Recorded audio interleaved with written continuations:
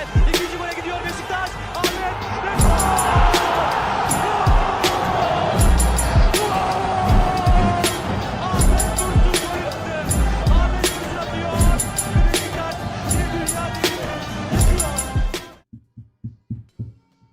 Hello Black Eagles, welcome back to the Black Eagles podcast. If you're watching on YouTube, please hit that like and subscribe button, hit that bell notification so you can be notified of future episodes and videos.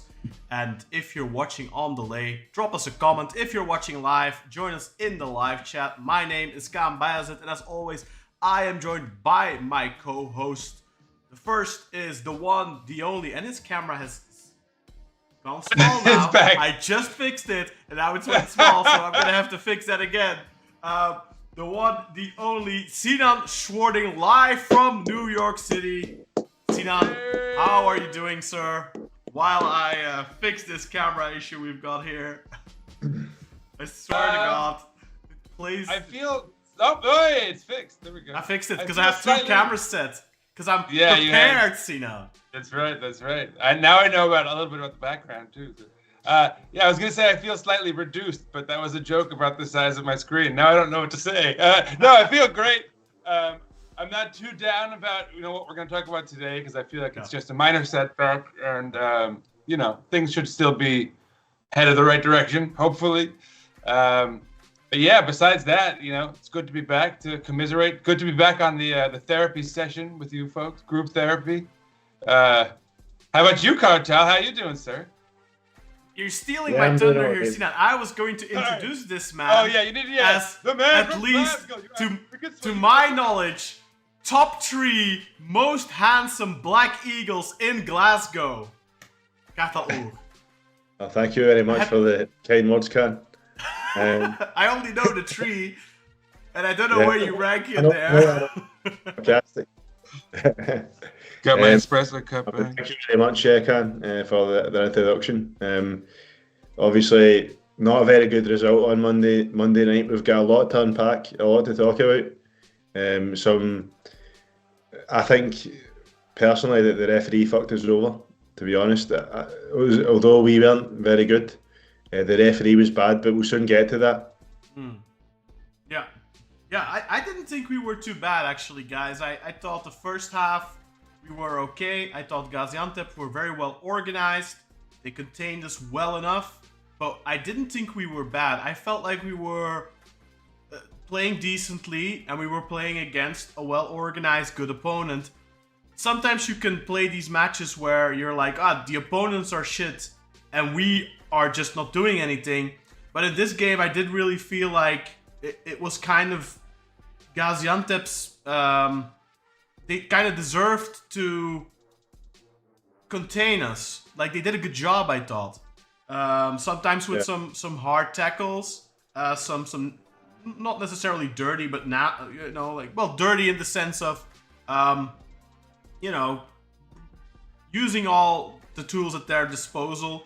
Not that they were like doing horrible tackles or anything, but I think the referee, especially in the second half, could have been a little bit stricter with them. I said at halftime, I don't know if you guys saw this, but in our WhatsApp group, I said Gaziantepspor are getting a second yellow tonight, and I was right. It probably should have happened like 20 minutes earlier, though. We'll talk about that in a minute.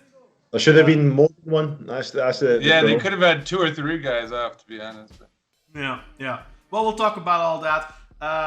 We have a bunch of comments already, I see. Thank you all for joining us in the live chat, guys. Thank you for joining us in, like Sinan already said, the group therapy session. And it's funny, because I just shared the podcast on Reddit as well before we started, and I actually put in the title, group therapy. There you go. I don't know if it's super necessary, though, because... I don't know. I still feel like we're going the right direction. I kind of feel like this is a fluke, this game. I think if you play this match 10 times, we might not win it 9 times, but I think we only lose it once. Because I feel like, both just goals depends were... how many... Yeah. I don't want to dive fully into it yet. I mean, look, we might as well, though, right? Like, yeah, we might at the end of the day, we do still lack that core element, which we've lacked for a long time, and I think Ole's done wonders to kind of get a lot out of the squad regardless of this fact, but we don't really have anyone on the wings creating still. And like Rashica, for example, for me is a huge issue in that regard. Again, his crosses were in the air, and again, he was like, I don't know, trying to find his daughter in the stands or something. Like, I think he has two sons. Oh, sorry. I don't know. Some of the group chat said that once, and it's like stuck in my head.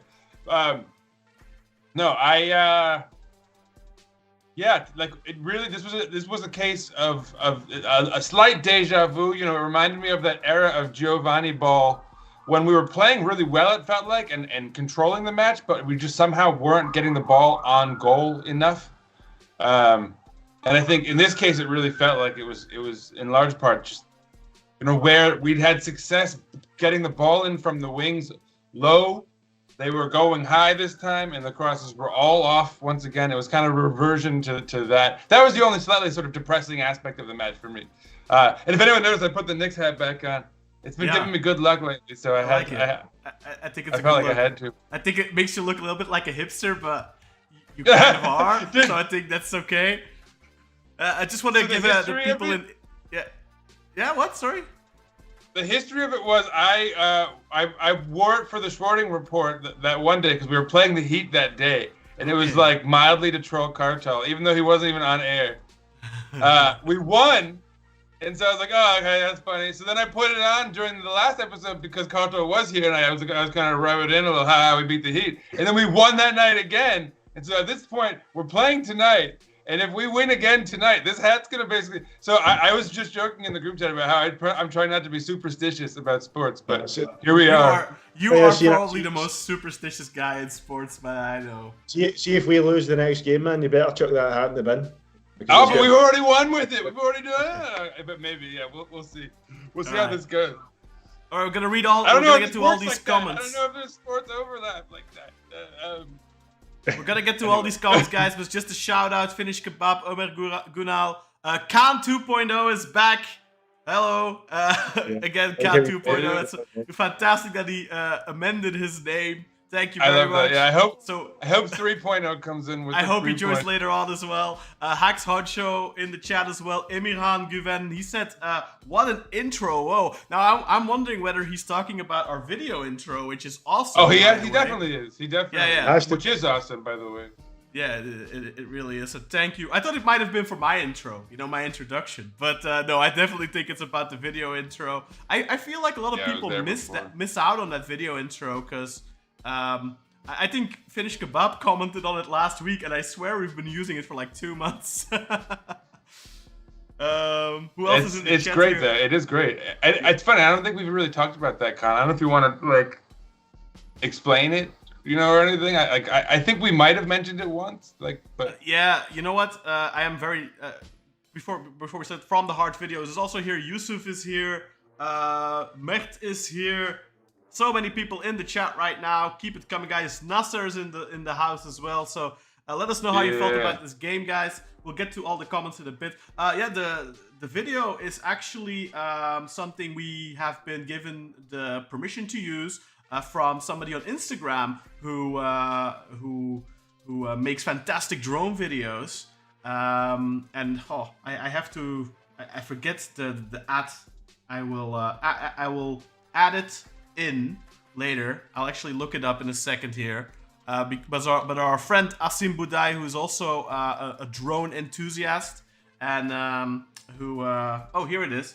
So the name is Drone Vrenny. So I'm just gonna put that up in the middle of the screen here for you guys so you can see it. Drone Remy. Drone Evren or something. But on Instagram, you can find him. Definitely go and give him a subscription. Let me see. That's the name there in the middle of the screen. Drone Evreni. Yeah, exactly. Move it a little bit because it's like over the white background. Yeah, I'll fix it up a little bit, and you know what? I'll keep this in here so we can plug it from time to time. But it's actually his video, and he's given us the permission to use his video. So thank you to him. And, if you like the Black Eagles podcast, go and show him some love. Check him out. Give him a follow. And there we go. Tell him we sent you. Yeah, exactly. Tell him you saw his video on the Black Eagles podcast and you thought it was amazing. Because it is. So that's him. Go check him out. Go give him a follow. And if you haven't actually watched the intro for one reason or the other, go and give that a watch. Because it's really worth it. I think in combination with the music and all of that, it's really cool. Yeah, let's get get the music is produced by Sinan Schwarting, our very own. Let's go. You weren't supposed to give that one away, though. That's my villainous. What do you call alter that? ego? Pseudonym or what? Yeah, my alter ego, my villainous alter ego. That's exactly what it is. I have been planning on changing it a little bit, though. I kind of was thinking of adding some different goals in there, because I feel kind of wanted an update. Yeah, I feel like the Sergen one has to stay, but then I thought Mario Gomez's goal against Bursaspor, the first ever goal at Vodafone Park, I thought that one was a must. And then there was one more. Maybe the Quaresma free kick against Dynamo Kiev or something, or I'm not sure yet, but I kind of want to change it up a little bit. Maybe change. Is that penalty against Gaziantep? That's a good one too, but it's a penalty. Yeah, maybe. Yeah, but still it won the league, man. Yeah, it was a title winner. It is a title. You're right. So, Khan, toss up the. Let's dig into this. Let's do our little lineup spiel. Yeah, let's do that. Let's hand it over to the chat as fast as we can. We got a vocal group in the chats. So this was an interesting match as far as tactics go and lineups. So for our rivals, I guess, which is where we typically start, their goalkeeper was Mustafa Burak Bozan, 24-year-old Turk. I don't think I'd really heard of him, if I'm going to be 100% honest. But anyway, so they played with a 3-back, which was interesting. In the middle, of course, Arda Kizildai, who's a name that he's been around the block. A lot of the major clubs were linked with him for a minute. Although it had gone silent, I feel like, maybe this last transfer window, right? For a while already. I feel like a couple of years when he was at Gençlerbirliği, I really, really liked him. Yeah. I wanted us to sign him. But it never really materialized, right. And then I think he ended up in the Birinci League for a while, and now he ended up with Gaziantep. He's still pretty young though. I think he's like in his mid-20s. I don't 26. He's 26. So mid-20s. Good central defender. Scored the goal, of course, the first goal. Can anyone explain that goal celebration? And if not one of you guys, then maybe someone in the chats while we're doing this. What was that? The little some sort of Fortnite thing, I think, but I'm not sure. So some people in the chat, what is that dance? Yeah, now that you mention it, no idea. Doesn't Eneziri do kind of the same thing? Like he was doing like little eye goggles. It's like he's doing some sort of goggle situation and like hopping around like a monkey or something. I don't. Oh, don't say I that. don't really know. Don't say that, then you'll be accused of racism. Galatasaray will drag you in front of the judge, bro. Oh yeah, that's right. Can't say that about people. Hopping around like what's an animal that Galatasaray fans aren't gonna dislike my linking that motion to. I don't know. I can't even think of a kangaroo. Okay. Yeah. Anyway, next to Arda Kizildai was Anel Husic, 24-year-old Swiss central defender, and next to them, which kind of the undoing of this back three, if you will, 30-year-old Brazilian Bruno. I thought his name was Hugo Viana. Bruno Viana. Hugo Viana was that Portuguese midfielder back in the day. Yeah. See, maybe that's what it is. My brain just, old man brain. But yeah, so 30-year-old Brazilian. This guy was a just absolute moron in the truest sense of the word. He kind of reminded me of like what would happen if like Wellington and Necip had like meshed into one player. Kind of like Wellington's like dumbassedness plus Necip's aggression and sort of brain fart ability. Like the penalty he let up was absurd. Like he just grabs Rafa's foot and then has the audacity to hop up and start complaining. Like I don't know what he was on. They complained for a while about that penalty, man. They really, it seemed like they thought they were wrong there. I don't know what's up with them, but yeah.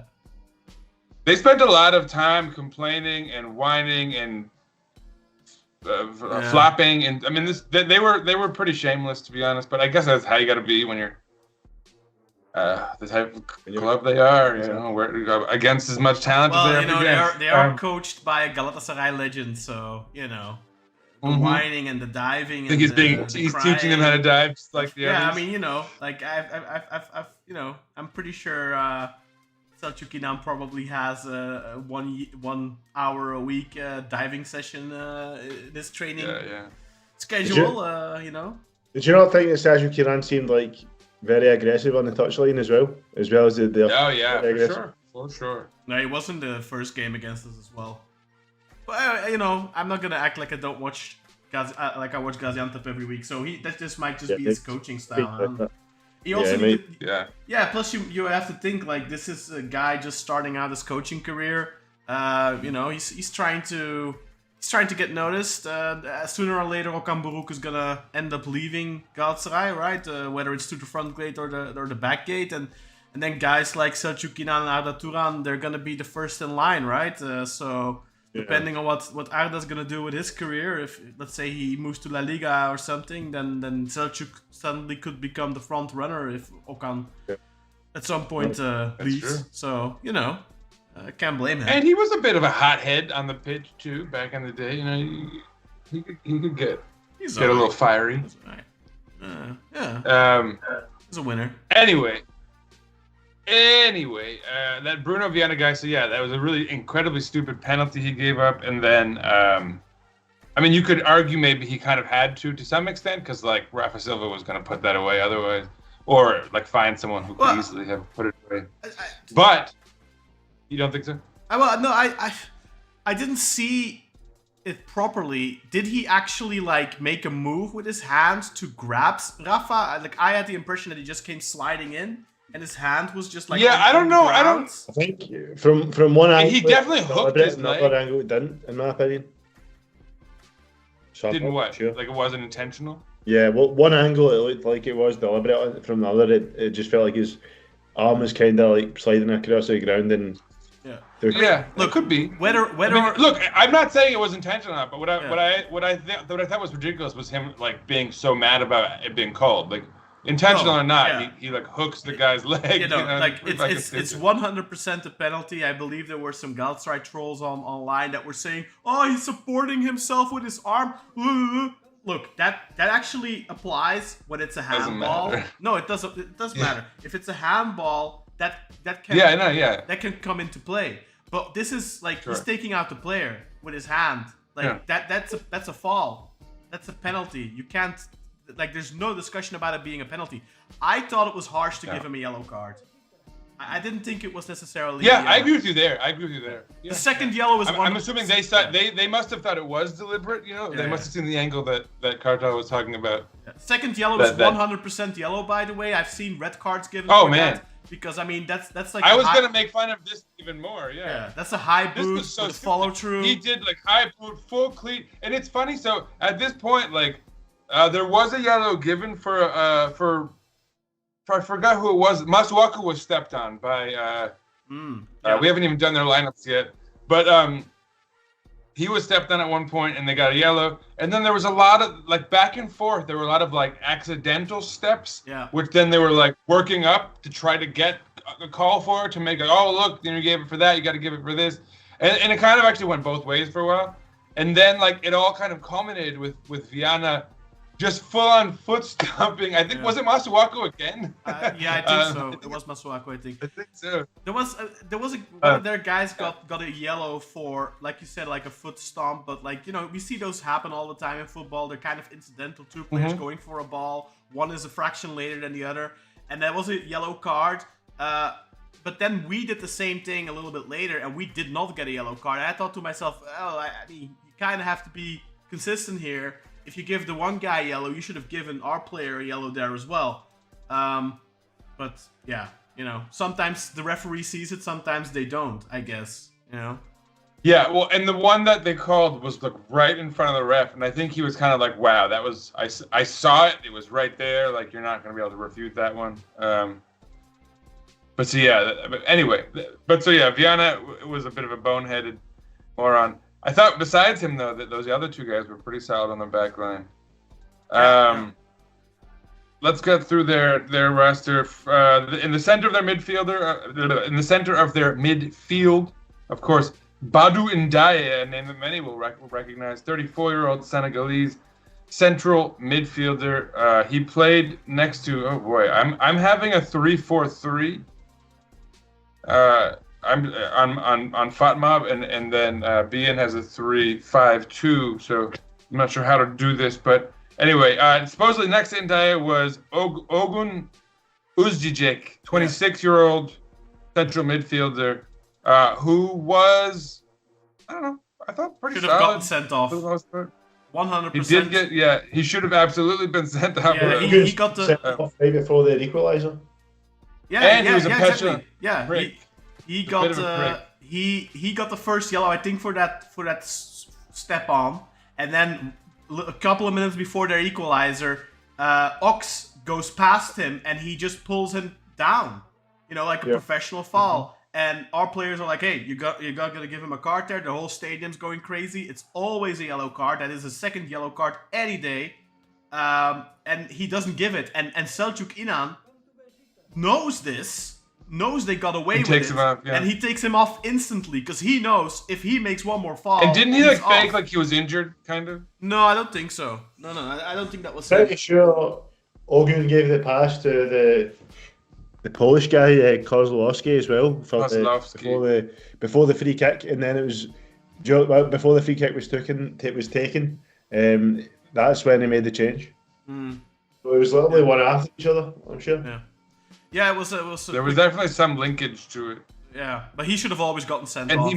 I think the reason I say that, Connor, is I think he faked an injury, and so someone in the group chat was like, "Oh no, he was actually injured." But then he got up and walked off like he had no injury whatsoever. And I mean, it was pretty clear that he was taken off. I think that was so close to the line. Yeah, no, I think that was 100%, and that was a correct decision by the coach because he knows we got away with it here. We're not gonna get away with it a second time, so he took him off. Exactly. I mean, I would have done exactly the same thing. I think any coach would have done that because that was 100% the second yellow card, and I think they completely. That was, to me, the first real egregious mistake by this ref. That one. And that was a game-changing moment. Yeah. And it was I thought the ref had a pretty decent first half, and I was like, okay, we're getting a pretty decent match from a ref here, and it just sort of cascaded. Yeah. It got progressively worse throughout the second half to the point where I think he, as Kartal said, I think he really affected the match in a terrible way. I think a lot of our fans feel that way too. If Ogun gets the red card before, when he fouls Ox, I think we win this game 2 or 3-0. Yeah, probably. Yeah. But on the other hand, you could argue we probably should have anyway. On the other hand, I mean, we shouldn't be losing a game to a 10-man Gaziantep regardless, right? Sorry? It's a disgrace, and I think there is certain things that we can look at and think, we probably should have done that. For example, bringing off João Mario. When João Mario comes up, our gameplay goes downhill. It really does. I mean, I've seen a lot of people say, it was embarrassing, and now you're saying it's a disgrace. I don't really agree with that. I think, you losing to a 10-man side, that's never good. At home can. But it's not. No, first and foremost, why are you embarrassed?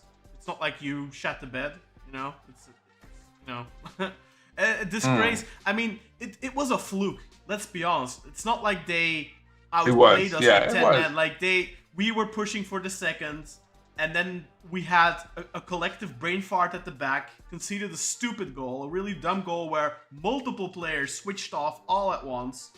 And Mech probably should have done better as well, but the defense looked terrible. We conceded that. It was a stupid moment. Yeah, it was amateur, man. I think if you don't concede that, I think you probably still win the game. Probably. I think, guys, we have to recognize, though, that on the second goal, so everything is kind of going according to plan. Kozlowski passes the ball to, who was it, Furkan, I think? By the way, he was like a former, he was going to be like a Turkish Messi once upon a time and never... One but of those Furkan Soya... Academy products that was going to be... Yeah, it's never panned out. But so...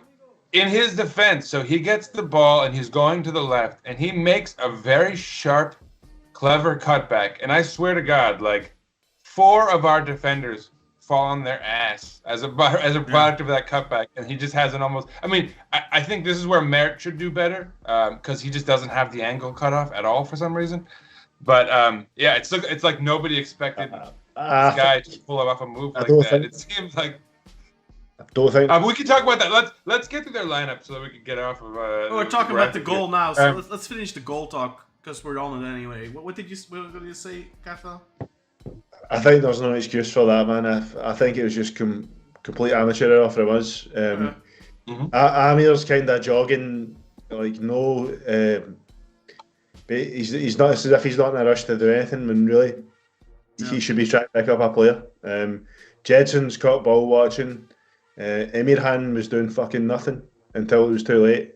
He was literally just standing there. What wasn't Emirhan the one that went in for like a challenge? Yeah, that's too late. But they've already got the position. See if you watch that play. Watch the start. He's just fucking standing there doing nothing. Isn't it cutback, man? I'm telling you. Tackle that opens up like an entire hole in our. They're a man down and somehow they find a shit ton of space in the middle to shoot.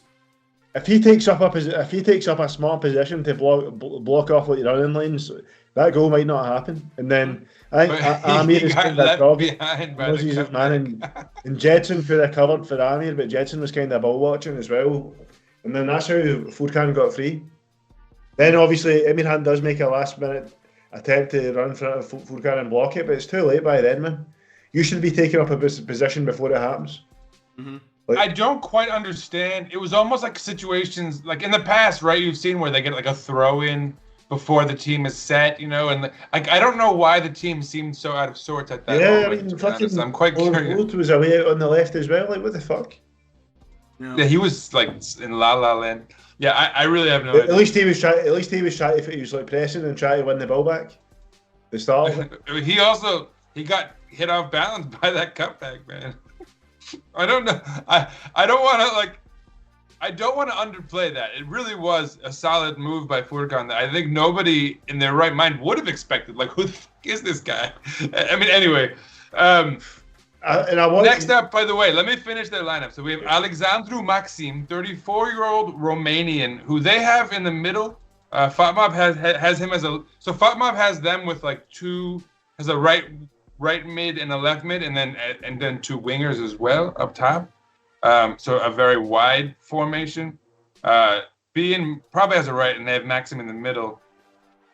And then so the wings are 27-year-old Nigerian left midfielder David Okereke, who plays opposite 27-year-old Romanian right midfielder Dejan Sorescu. Yeah, he should have got sent off as well. He should have.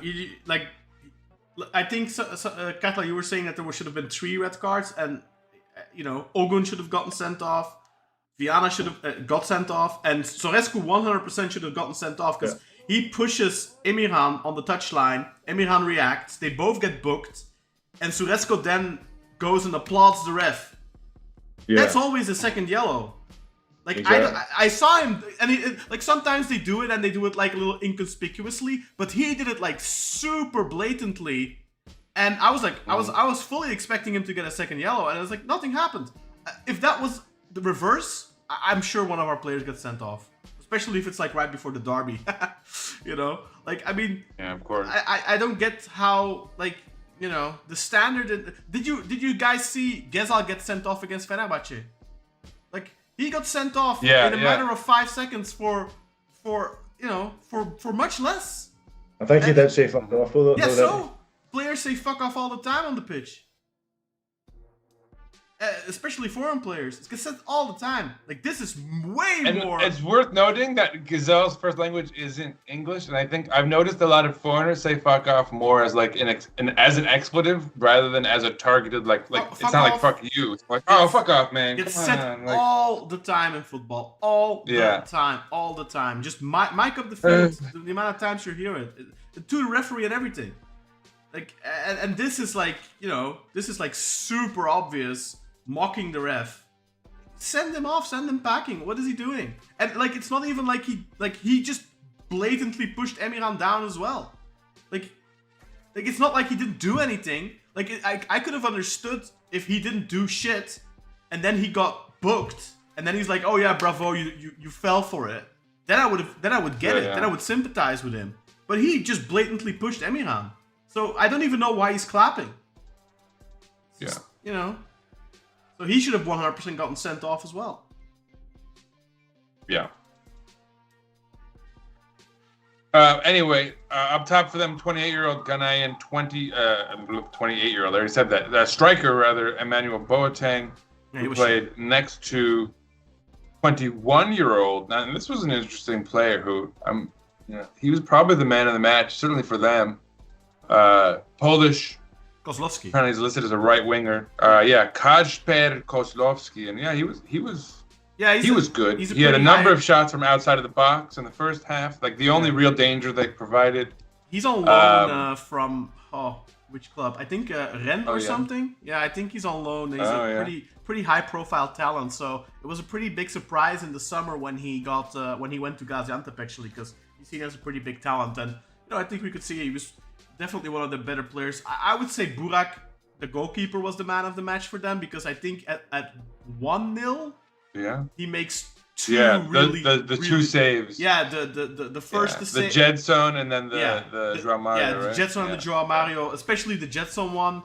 The Jedson one, I think what Jedson did was really good in between so many players. The shot maybe could have been a little bit better, but it was still a good save. And then the Joao Mario one was a really good save, I thought. So phenomenal. Yeah. If we score two there, it's over. If we score a second, it's over. Yeah, definitely. Yeah, and I think I want to call out being sports. The highlights were fucking shit, man. Yeah, they were. I noticed that. I was positions, which I think. Apart from the Rafa one and the one with Jedson and Mario, they didn't include the opposition. So I'm sure Immobile had another chance. There was a chance for Immobile on a cross from Kenny. Yeah, in fact, Kenny created two chances, man, but none of them were in the highlights. Yeah, I noticed that they didn't even show that shot that cross that ended up being almost a perfectly placed shot that the keeper had to save, which you'd think that you'd show that even just for the kind of novelty value of it. I don't know. Are they in a rush? But BN they do a shorter clip of lineup of highlights, and then they do like an extended highlight. I'm maybe not. I saw the short one. I think on their website you can find like the extended one. Maybe I'm not sure. Maybe on YouTube. I don't know if that's the extended or the short one. In their app, I think it's a shorter one, but I'm not 100% sure. But I watched it on YouTube, man. So. Yeah, okay. Yeah, same.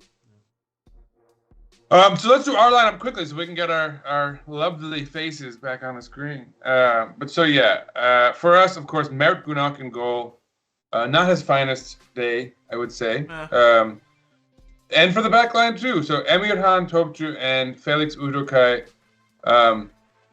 Not their best matches, although I will say that in the first half they were extremely solid, and I kept thinking, it's so nice to have a great back line. Felix was good. I have nothing bad to say about Felix. I think Emirhan. Yeah, this was Emirhan's worst game in a Beşiktaş shot, in my opinion. Yeah. Did you guys see Emirhan go down?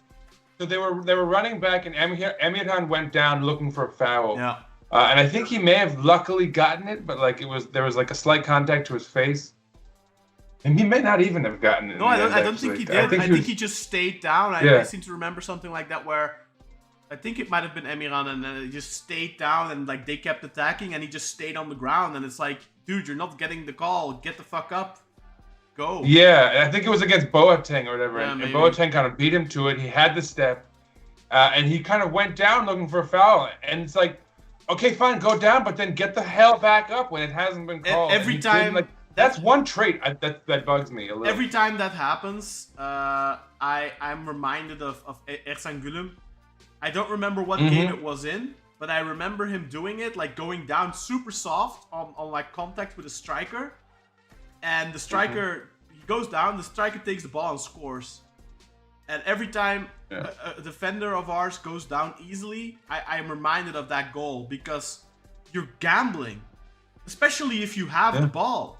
And I see defenders do this all the time when they actually have the ball.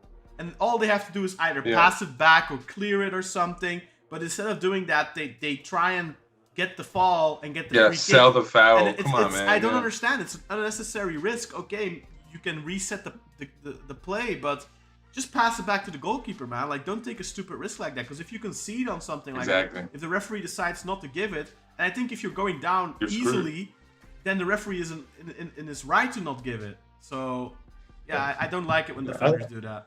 I thought Emirhan was poor, man. I think if you watch the first goal back as well, Arda breaks away from Emirhan and gets that header. So that's on him too. Interesting. I mean, I was gonna say on the set piece, which is a theme, by the way, us allowing goals on set pieces. I was a little bit mystified. So it seemed like Arda had beaten Gedson Fernandes in the air, and I was kind of like, is Gedson like the guy who you want? Because like Arda, like it seemed like he was one of the main guys that they were kind of targeting for that set piece. And so you'd think that you'd have someone who was good aerially kind of defending in that there. And instead you had, as you said, Emirhan was kind of running back in coverage.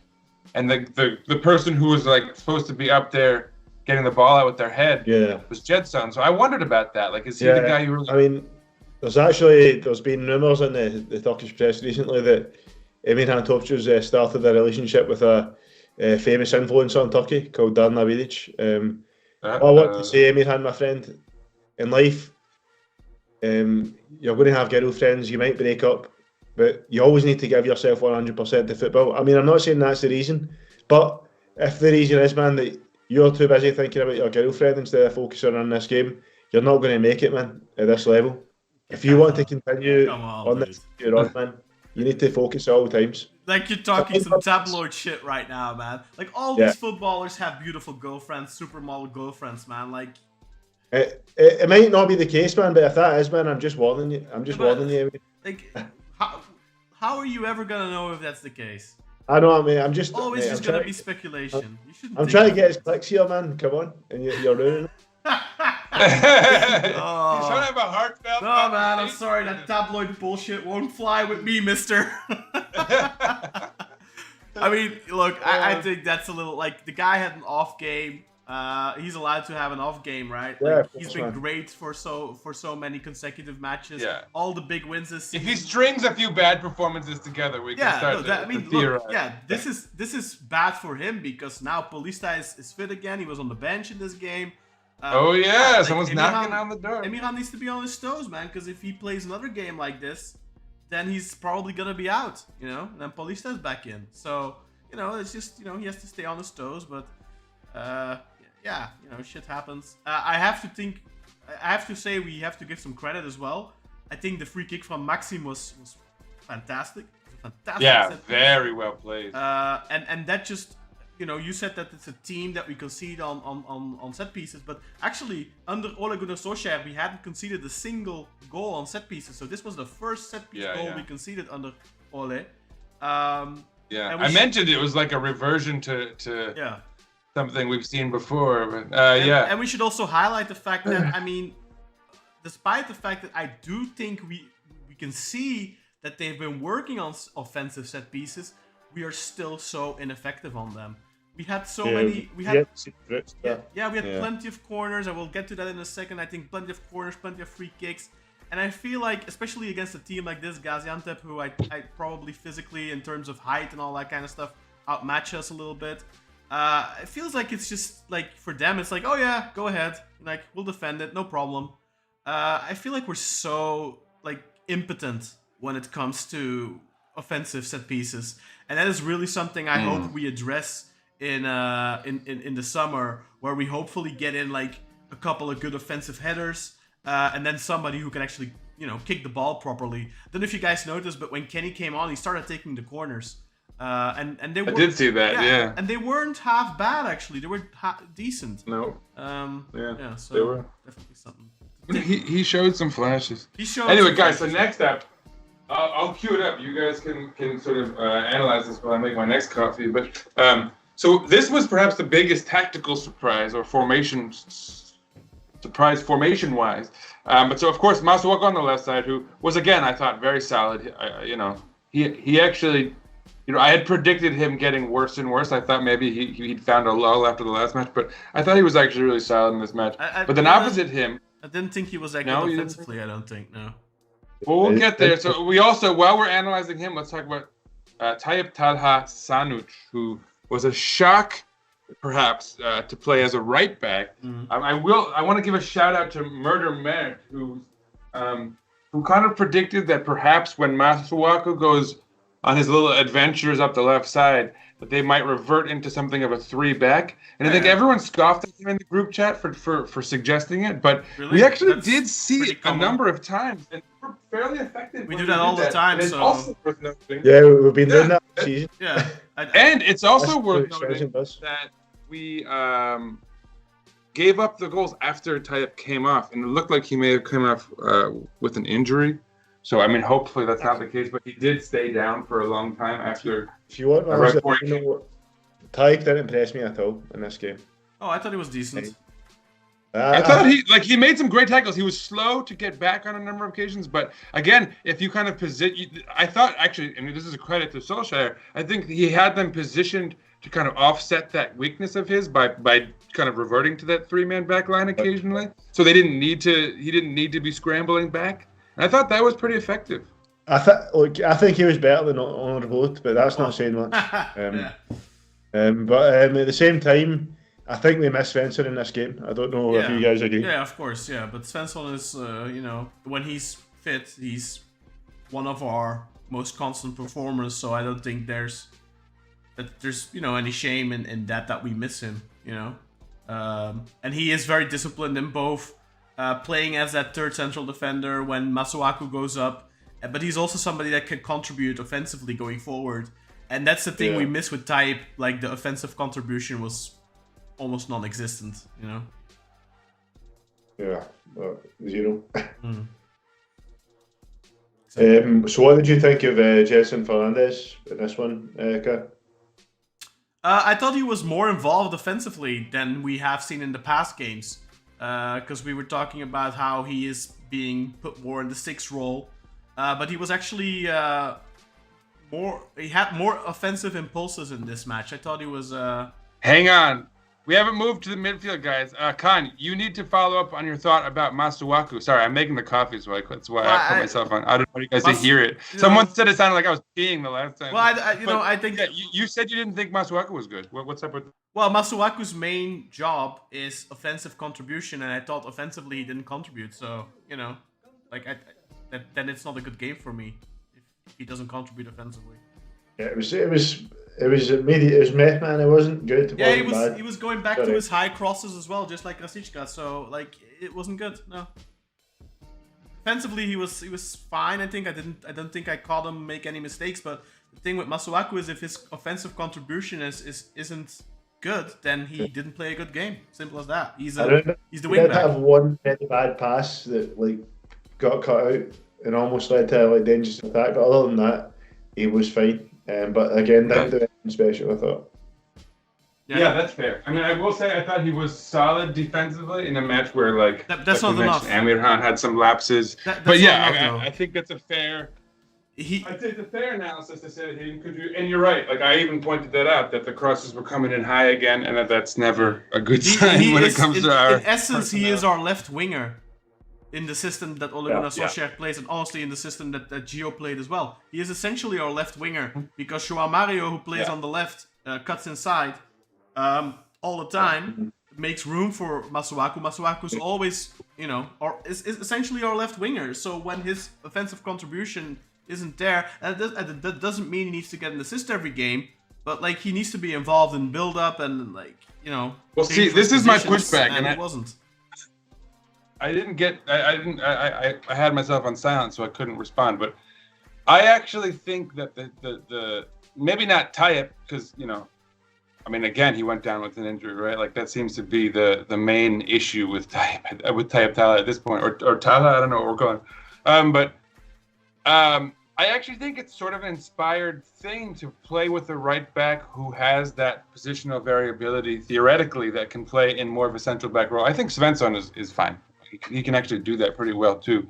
I think the problem and the reason that it didn't pan out in a match like this, and it became more of a net negative than positive, is because of Rashica, right? Like you could kind of compensate by having less production on the right side of the back, in a world where Rashica is holding the ball down and creating opportunities with low crosses, or even like passing the ball on the ground every once in a while. You almost never see him, with a decisive pass on the ground, it feels like. And so that's where I feel like you can't really play that game where you have no production from the right back when you have a right winger like Rashica who's not, cutting the mustard as far as chance creation. So, I mean, for me, actually, do you not remember I gave you guys the stat earlier on that like Rashica is actually the best in our team in terms of chance creation this season? I know, and like he should be, right? Like he's really the only winger, like who's a natural winger on the team, and frankly, like his physical abilities are such that you'd expect him to be fairly successful. It's hugely disappointing to me that his final ball is as poor as it's been, because I feel like it almost doesn't make a ton of sense. I feel like we've seen it come off before. Is it a focus? Is it a concentration lapse? He'll play one good game and then he'll be like mediocre for 3. Yeah, and it's a technical thing, so it doesn't even make sense. Like if he's not putting an effort in 1 out of 3, or rather, in 3 out of 4 matches, or if there was something that you could explain, but it's like he loses his technical ability in 3 out of 4 matches. It doesn't make sense. Like if you have it, you should have it. I right? don't think he ever has it. Even in the matches like where he played well, like let's take the Athletic Club match, you can see that technically he's lacking. He doesn't have that cross in him consistently. He'll play the occasional good ball. But like, if you let him, well, Kartal mentioned like he had, and especially I think the context that he mentioned it was that when he was playing on the left side, but when he did occasionally have some nice touches, that were kind of resulting in opportunities. But he never. I don't know. It's a little flummoxing for me. He rarely goes by the defender. Almost every time, if he. Like, there was a moment in this match where I think it might have been Ciro who actually had a good game, but we'll get to that later. I think it was Ciro who played him free on the right, and instead of giving the ball in one go, he took an extra touch, and that allowed the defender to close him down and to cut out the ball. And he had acres of space. If he would have just given that one time, that would have been a fantastic goal-scoring opportunity for whoever was at the first post or at the second post. But he, like this is constantly the same with Rashica. He is just, like, his delivery is poor. Like, if he ties 10 crosses, like, did you guys watch the Fenerbahce Glasgow Rangers match on Thursday? Yeah. So Alain Saint-Maximin had 10 crosses, and only 2 of them were accurate. I genuinely think Rashica is the same. 10 crosses, 2 will be accurate. And he can be like the highest chance creation. Like his statistics can show that. I don't give a shit. He doesn't pass the eye test. He doesn't. I agree with you. No, I do agree with you, Can, 100%. He doesn't pass the eye test. Well, he does. He passed the eye test in like 1 out of every 4 games. And I think there was an outlier a couple of weeks ago. He had like 2 good games in a row, like the Antalya game and the Abe game. But you know what, Kaka, I think even in those matches, it's just because of the sheer volume of balls he gets. If you watch against Athletic Club, he scored 2 goals. He did some good stuff, but he got the ball so often, and he fucked up a couple of times. And like you had like the game earlier in the season against Antalyaspor. Again, it's the sheer volume of times he gets in those positions and those opportunities because he is the only real winger in the team. So he is naturally going to get all those balls. Just to think about the crosses, Can, this is to just to emphasise your point. In this game, Beşiktaş tried 5 crosses and 0 were successful. Yeah. Okay, guys, let's get off this screen real quick. Just to wrap things up, the rest of the team was exactly the way it's been for the last few matches. Gedson Fernandes, Ox in the midfield, Rafa Silva in the middle, João Mario on the left side, Rashica on the right, and Ciro up top. So that's that. People were being very harsh. I felt like the scapegoat for this match was Ox. People after the game. Yeah, that's. I think the Ox hate's unwarranted, man. I think Ox played a brilliant first half last week. On Monday, he wasn't very good, but he was fine. Yeah. Apart from getting Amir was worse. Amir came on and he was worse. Yeah, Amir was worse. Amir fucking almost cost us a goal. In our own half, he had a straight pass. Like, come on, man. I mean, every time Amir has come on so far, and he is the go-to sub for the second half, I think he's put in a 5.5 performance at best. I don't even think he's put in a 6. Like, every week, he comes on second half, and I think he is super bland. The thing you would expect him to do, which is like play this, fill out the 6 role, he does like mediocrely. Doesn't have good. Like, he had one terrible pass in this match as well. Like, it was so bad. And look, you can have bad passes. That happens. But like, it was a simple pass over, I don't know, 35 meters, and he so overhit it. And yeah, it just completely took all the forward momentum we had in that situation out, because it gave a throw into the opponents, even though we were, going to attack. And it's just like, that's of course like a single moment, but like, Amir, I think he doesn't contribute at all. When he comes on, I don't see any contribution from him other than just being a body on the pitch. Yeah. Ox. I mean, I feel like you're being a little harsh in that I've seen him come on a couple times, and Monday wasn't a great example of it, but he's come on and shown an engine, like where Ox is ghosting and kind of you're kind of wondering where he is on the pitch. Yeah. By the time he comes off, you'll see Amir come in and he's like motoring around, and he's here, he's there, he's pressuring the ball, but then oftentimes that leads to like him not being where he needs to be positionally as a 6, and then we're kind of letting up a chance we shouldn't. So like there's some bad that comes with whatever good he does provide.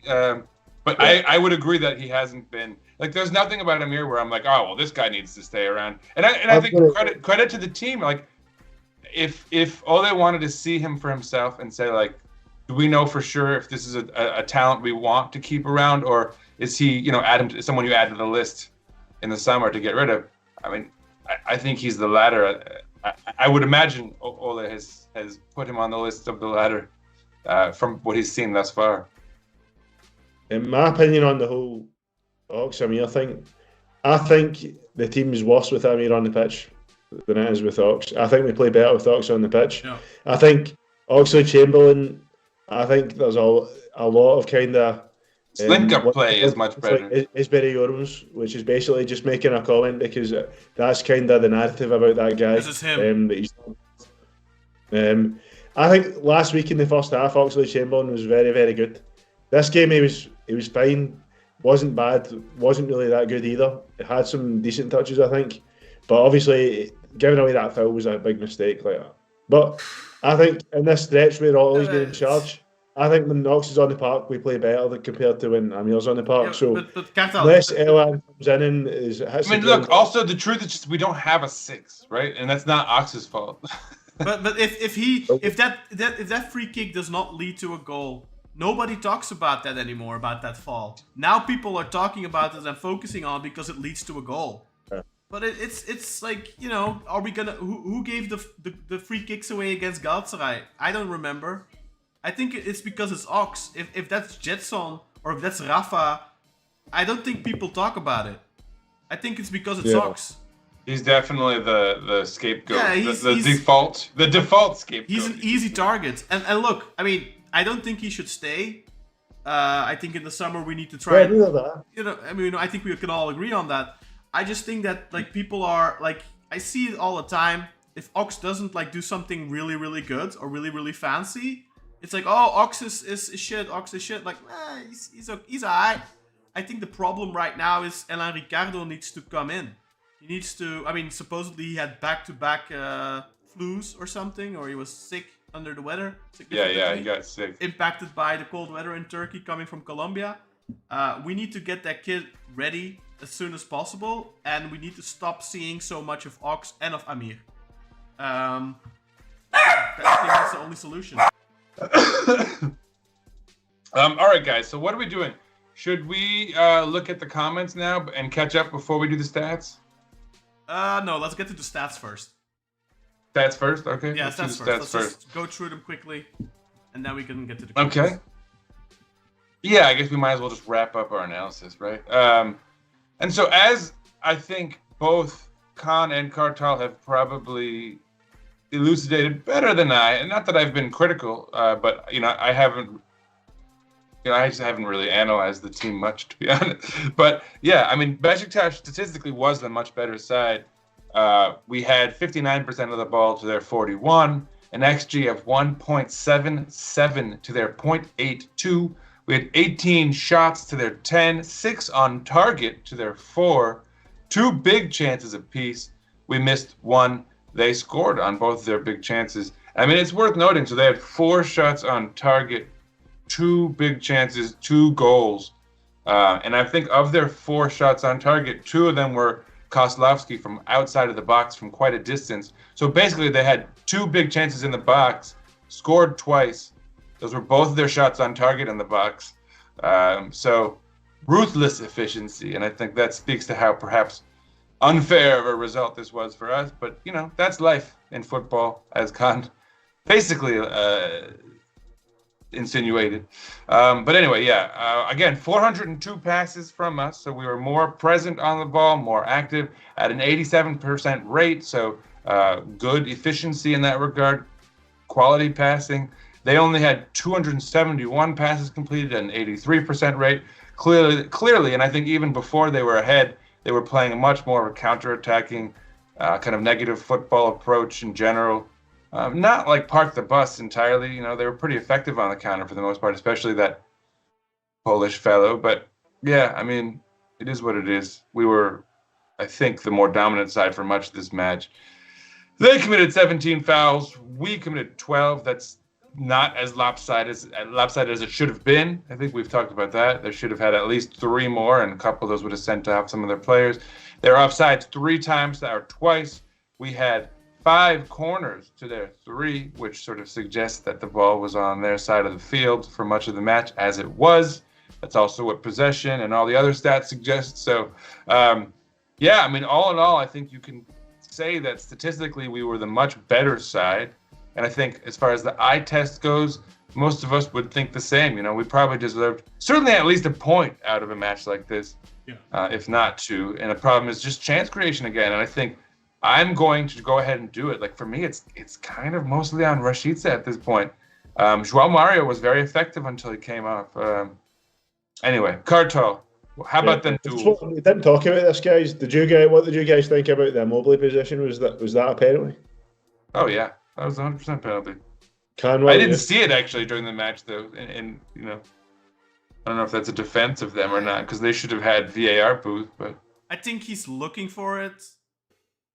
When I saw it for the first time, I didn't think it was a penalty because I had the impression he hooked the guy's leg.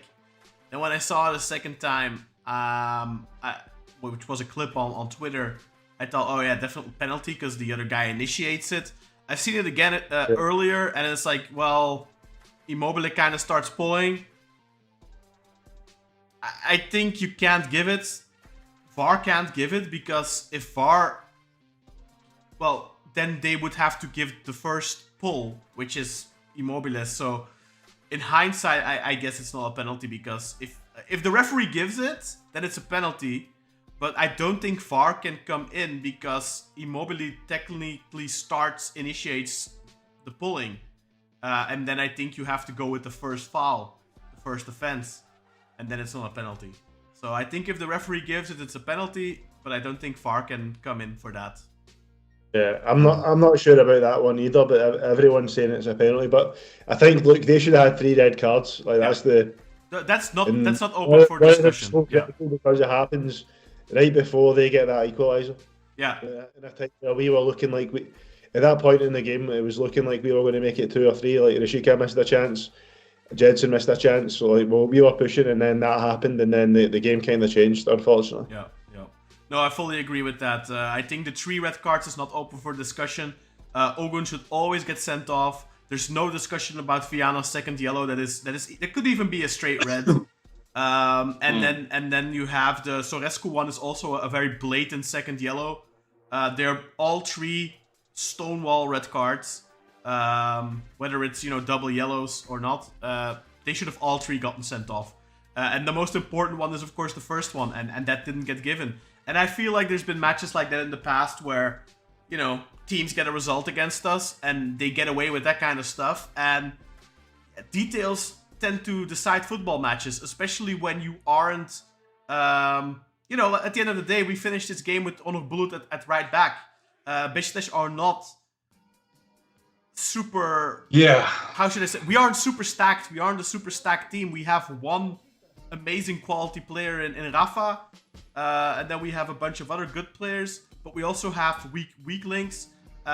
We aren't a proper finished great team yet, or anywhere close to it. So we need referees to make the right calls in these decisions. Like, I think if you're good enough, it doesn't matter if a referee misses a red card like that. But I think when you're in the position we're in, when you're in the position Trabzonspor are in, hell, I mean, look at Fenerbahce and Galatasaray. They constantly need referees to give them small pushes in their backs, otherwise they don't win matches. So, I think when it's a justified push in the back, yeah, then it has to be given. And I think, Galatasaray have gotten some really shady penalties this season. Fenerbahce, less egregious stuff, but they all get certain calls their way, and I think that would have been not even a call our way, that would have just been a correct decision. And if that doesn't happen, and then the game changes after then yeah, of course, as a referee, you're going to get the blame. And that doesn't mean that we should stick our heads in the sand and ignore the fact that we kind of goofed and fucked it up ourselves, because, okay, maybe you can see the 1-1, but there's no reason to lose this game. You're up against 10 men. The second goal is 100% our own fault. Multiple players switch off at the back, as we said. Jetson, Amir, Emirhan, really big at fault there. Mert probably could have done better. So that's just, from the top of my head, 4 guys that switched off. I think even Felix got kind of maybe sent off balance by the cutback. Maybe Masuaku, because I think it came on the left, so maybe it was Masuaku. Onur, you mentioned earlier, didn't look great on that position. So that's 5-6 players who all have a bad, probably all dropped their guard for a second. So yeah, it was bad. It was weak. It's 100% our own fault. If we don't concede that, the momentum of the game is very different. You can see the goal that has a dampening effect on your morale. Maybe we find a second goal if we don't concede. So I think that's all on us. That's our own fault. But that doesn't mean that the referee's mistake should be ignored, and it should definitely be scrutinized. And he had a bad game. I think at the end of the day, he missed 2 out of 3 red cards, and can't say more about it. It's just the way it is. Let's get to the stats. Comments, yeah. No, we still have. I'm excited because there's. Wait. We still. Duels. Our duel man is out of town. All right. On break, I'll do the duels, I suppose. Go ahead. Oh, I'm not gonna do those fun mathematical approximations that we get from Kartal, though. He's. No, just blast through it. Just blast through it. All right. We won the majority of the duels. 55% of them to their 45. 47 to their 39. On the ground.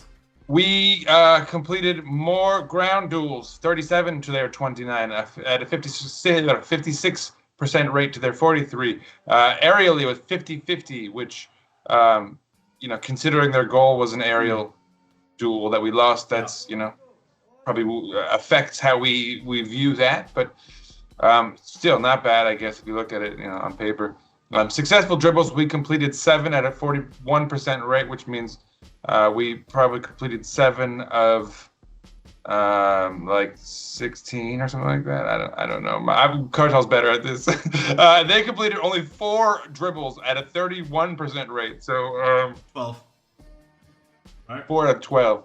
No, because that would be very precise. That would be 25%, right? And it's a little, so it's like 4 out of like 11, I suppose. Or something.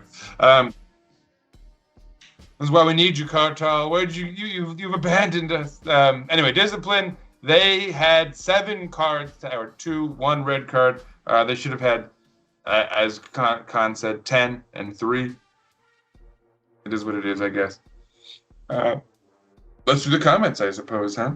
Yeah, let's do, I mean, they should have got more yellow cards, and they should have got more red cards, so that one is definitely not scooped. Yeah, it should have been 10 and 3. Yeah.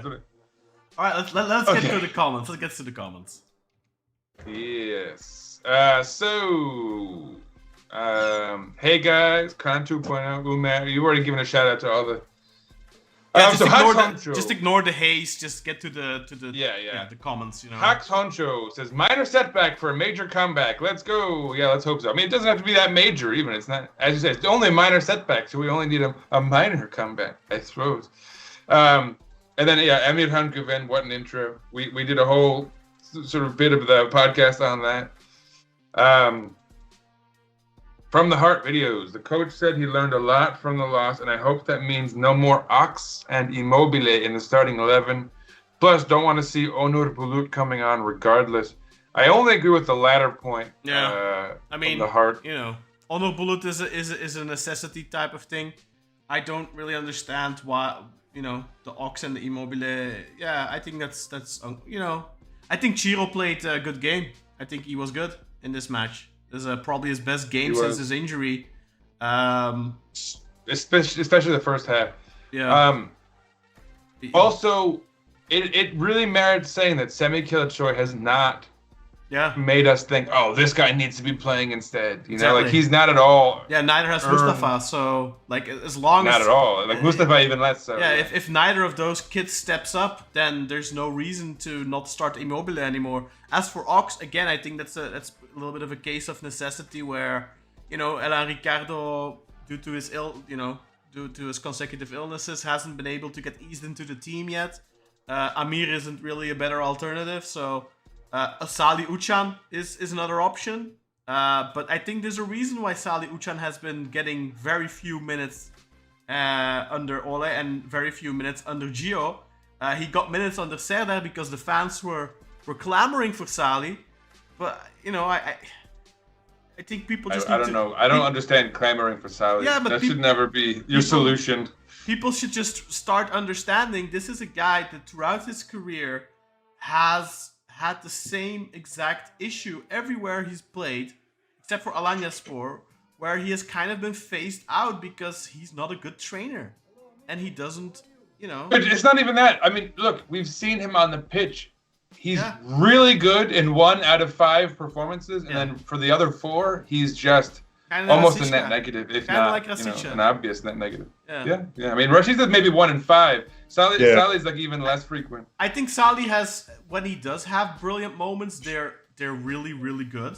Because he's a really good football player. Some of those passes, he'll ping up a perfect. Like, why don't we play this guy more? I know and then he'll play 4 matches without doing a damn thing. Salih is technically a really talented player, but he doesn't. I think it's an attitude issue, guys. It's been an issue. It was an issue back in the day with Fenerbahce. He got phased out there by Aykut Kocaman, I think. Then he went to Roma. Didn't work out. Empoli didn't work out. And he has the talent. Went to Alanya.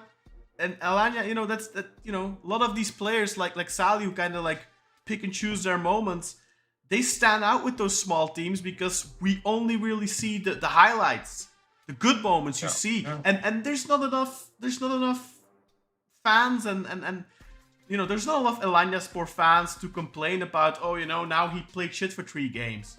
And then, you know, when you're Alanyaspor, they're happy when he plays a good game every 3 games, you know? But at Beşiktaş, the standards are higher. At Fenerbahçe, the standards are higher. At Roma, the standards are higher.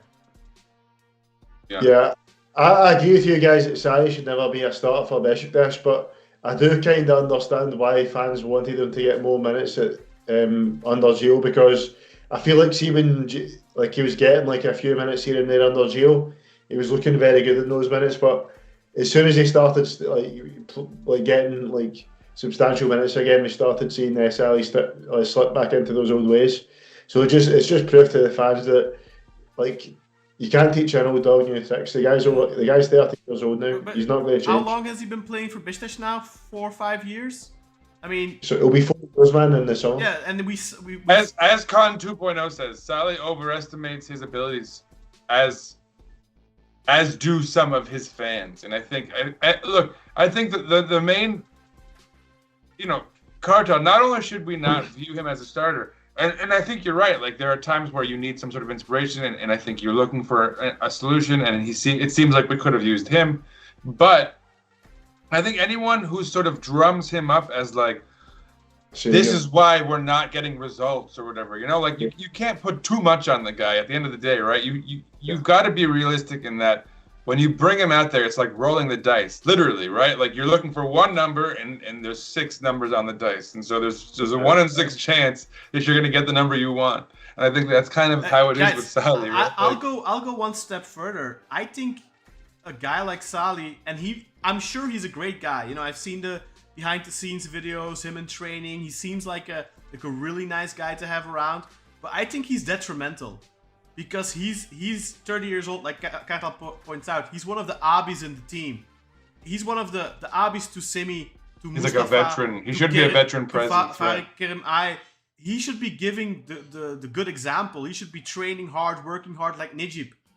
But instead, you know, like there's a reason he gets dismissed by so many coaches. It's not just Gio and now Ole. You know, I think didn't Sergen send him out on loan to Alanyaspor or something? Well, to be fair, that was under Caravelli. Sergen was already away. All right. Well, I don't think he played much under Sergen, did he? No, he didn't. No. Yeah. And that should tell you something. If Sergen isn't playing you, then you mustn't be the best trainer, I think. And then, you know, I don't remember under Valérien what happened there, but like...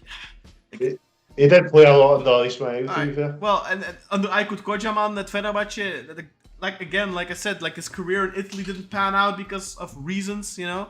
And I think talent is definitely not the problem with this guy. So I think he's detrimental because, you know, the older Turks in the team, the Abis in the team, should be all model professionals. They should be a good presence. They should be Atibas. They should be Necips. They need to give the good example to the young kids. We're a team that are a club that want to go and focus more on developing both our own academy products, but also young players we sign. And it's very important that when you want to go down that route, which is a very good route to go down, but that your older players in the team are model professionals that give the right example. You don't want lazy cunts, pardon my French. And I think his contract extension, I would have much rather seen Cenk get a contract extension than Sarri. Because you can say what you want about Cenk Tosun, guys, but he is not a lazy cunt. He works his ass off. And I think you can make the argument that we probably didn't need to offer either of them an extension. Yeah, you could make that argument. But yeah, certainly if you're picking one or the other, yeah. You could definitely make that argument. All right, let's do some more comments. Because I mean, I don't think you're getting any pushback from anyone here. And I wanted to do this. Sometimes I feel like some of our Dutch friends are looking to provoke a conversation that's going to inflame certain portions of our fan base. And this might be one of those, because I think... All right, well, let's try it. So Yusuf asks the question, or it's like a statement / question. Seems like no one is mentioning this, so is it just me, or did Mert look bad? for the second goal. Sorry to correct your English, Yusuf. I feel like while Mert has been decent most games, he's reaching super overrated status in our fan base. 100% agree. I 100% agree. I don't know why you're giving him any pushback on that. I think he's been. Let me be straight. I think the last like stretch of like 10 matches or something, I feel like Mert has been amazing. But this was the old Mert. This game. This was old Mert. This was kind of not 100% paying attention. Look, you can't expect the goalkeeper to save everything. You can't expect him to come up big every single time. But yeah, I think on that second goal, I think he could have done better there. I don't remember who it was, but one corner was marked. There was only one place Furkan could have shot, and Mert should have had it there, I think. And I definitely think if I look on... It goes the wrong way, that's the problem. If it goes the right way and doesn't save it, can you say much? But it goes the wrong way as well. I think that's the real issue there. And when it comes to the second part of his statement, if I'm looking on the Beşiktaş Reddit, which I do daily, and they are doing this S tier list, which we are going to be doing in the next international break. We're gonna do our own version of that. And I see for the record, like, folks, it is in 2 weeks, so yeah. Stay tuned for that. And they are legitimately putting Mert up there next to Cordoba, and I understand why they call us Teenergy, because what the fuck, guys, Mert? Okay, last 25 years, or last 35 years, whatever. It's not like we have a long list of really good goalkeepers. But there's two guys that are head and shoulders above everyone else. One is Oscar Cordoba and two is Fabri. And Mert and Fabri went head to head in polls on Reddit. And like the majority of people voted for Mert. Like, what the hell? How? Yeah. I don't understand that. I really don't. So I 100% agree with Yusuf that he is very overrated amongst our fan base. Does not mean he's a bad goalkeeper. I think he's one of the best goalkeepers we've had the last 25 years, easily. But he is not as good as some people making him out. People are putting this guy S tier. He is not S tier. I don't want to be like, I don't want to come across as a bit of an arsehole or as if I know better, but I feel like on Reddit, I think the majority of them will be teenagers, man, and like kids that are teenagers now won't remember Fabri, and maybe they just, when they were very young, they have the memory stuck in their mind of the mistakes against Leon, for example. I saw some of that. I saw a lot of hate on Fabri because of that, and like the thing is, but Mert's made a lot of mistakes as well. Like Mert cost us second place 2 years ago when he made 3 mistakes in one game.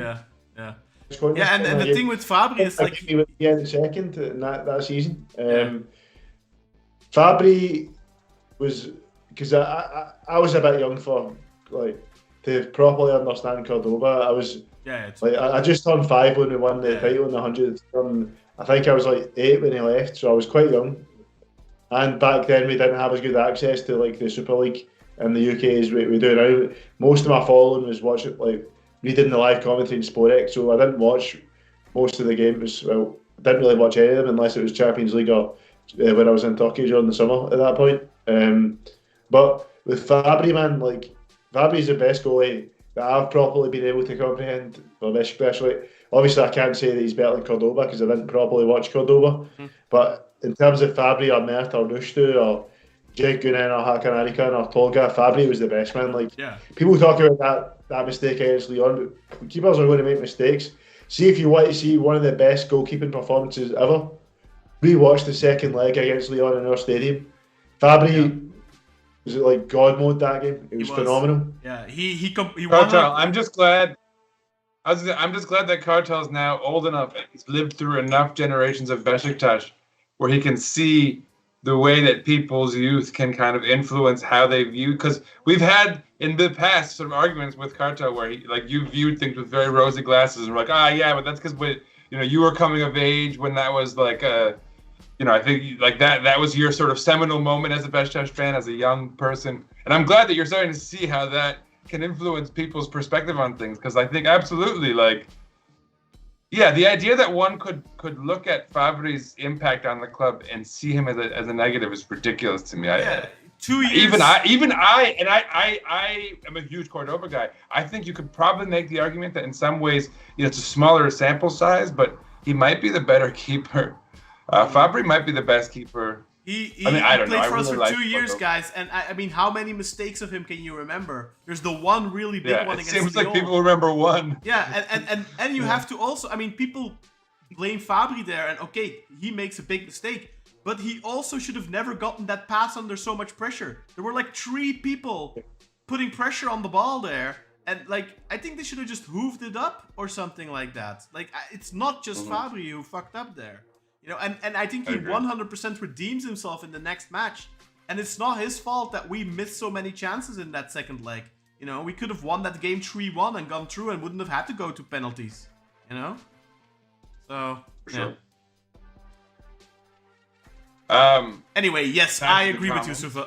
That I don't know what you guys think, but I think Mert is definitely overrated by a significant. He's overrated, man. But he's still a good goalie. But he's overrated. He's a real. I mean, I think last 25 years, I'd probably put him number 3 or maybe number 4 behind Rushtu. I'm not 100% sure. Because I loved Rushtu. He was a very good goalkeeper. But I think when he became our goalkeeper, he was past his prime. He was still good. He still had a couple of amazing matches. But I never really felt like we got to see the best Rushtu, which was normal because he was like in his mid-30s at that point. So I think he might rank above Rushtu, but like Oscar Cordoba and Fabri are like country miles ahead. Like it's not even. For me, those guys are neck and neck. Talking about Rushtu, man. If people, the younger fans amongst us, go back and watch the highlights of the Man U Beşiktaş game in Old Trafford in 2009. That was a really good goalkeeping performance from Rushtu. And Artem Shannon, who was the commentator, says, Rushtu, her yerine öpüyorum, her yerine. He's like, Rushtu, I'm kissing you everywhere. Like basically all that. That was a brilliant performance. But then I also remember, I think it was Rushtu who was in goal, like the campaign where we lost to Liverpool 8-0. But we also beat Liverpool and we beat Marseille, so we had 6 points. And in the Marseille game, I believe we conceded on a corner where I think it was Rushtu. I'm not 100% sure. It might have been Hakan Arikan, but I think it was Rushtu. Because I used to think it was Hakan, but I think somebody corrected me at a certain point that it was Rushtu. And he went up for the ball and he went under it. And they scored off that. And we lose that game because of that. Hakan was in goals for the 8-0. I know that. And pretty sure Hakan was in goals when we won 2-1 as well. He might have been. But I think it was Rushtu in goal against Marseille. If we don't lose that game, we actually go through despite the 8-0. So, yeah. Is that not the... I think we beat Marseille 2-1 at home. Yeah. I think you're getting that mixed up with the Porto game. No, we lost in Marseille 1-0. Yeah, but that was the first game though, Ken. That was the first game. Yeah, so, but like it was basically the do or die was like the last. Yeah, but if we don't, if Rushtu doesn't make that mistake, we probably because it was a late goal. I think it was like the 77th minute or something. We don't. I'm sure we lost 2-0 against Marseille in the. Okay, maybe I don't know. Go ahead and look it up. But that was the first goal. If we don't concede that, maybe we don't lose it. And then see if that 10-year-old cut because that was 2007. I was 9 years old at the time. See if my 9-year-old self remembers this better than you, man. Let's see. Marseille. Yeah, but do you remember the mistake? I remember we lost 2-0. Yeah, but okay, but that's something you could have seen online. That's something that's not. I watched the game though. I watched the game. Do you remember the mistake? I remember we watched the game, man. But you don't remember the mistake. Oh yeah, it was two late goals, man. It was 76 and 90 plus 1. Yeah. So the 76th minute was I think it was Rushtu in goal, going under. It was Hakan Arikan. Okay, Hakan Arikan. Was it Hakan Arikan? Yeah. Okay, then I take it back. But still, it was a big goalkeeper mistake there where we conceded because of, and otherwise, people remember that campaign for the 8-0. But if we don't lose that first game, then you have 7 points and you go through. It's a different story, you know. If we beat Porto in the last game, we could have potentially still won the group. But we lost that one 1-0 in the last minute, right? No, we lost, I think, 2-0 away in the last game. Oh, was it? It was away. Okay. The home game we lost at the last minute. Home game that was pretty close to Porto's like golden age, though. So that was a big ask. Yeah. All right, let's move on though, guys. Let's move on. Yeah, we're stuck in 2007. We're stuck in like 30 years ago for a little too long. 20 almost. Yeah, whatever. The math isn't my strong suit. So this is another fun one. Umer Gunal says, if he thinks Talha is a better option over Onur at right back, it's clear Onur's time at the club is over. And I think we could all just agree. I mean, Onur's time is over. Başakşehir came in for him this summer. I mean, in hindsight, it's maybe not a bad thing that we didn't let him go this summer, because if we would have let him go, we would have probably paid money for Bunyamin Balci. Now we're going to have an opportunity to just attract a young player in the summer. Or just get a proper... Yeah, exactly. Proper So, in hindsight, it might have not been the worst decision in the world. But 100%, I think Onur in the summer needs to go. He's one of the worst players I've ever seen play for Beşiktaş. Play that many minutes. I think I've made that. I think I've made that declaration. Really He's yet to change my mind. Yeah. Moving on, we've got From the Heart again. Boy, the ref was terrible, though. Yeah, I think we've flogged that horse to death, but for sure he was. Umer follows it up. I think the momentum being derailed is what the majority of our fans, so I think are pissed off about. Otherwise, I doubt anyone is thinking Ole is a fraud. Nobody should be. And yeah, I mean, it's hardly even hiccup in that. I think we probably deserved more than we got out of this match for sure. So, you know, anyone who's freaking out about this should relax. I could recommend some therapeutic activities, but even if we don't win against Konya, I think it's not the end of the world. It's about that next game, that next home game. If we win that match, I don't care anymore.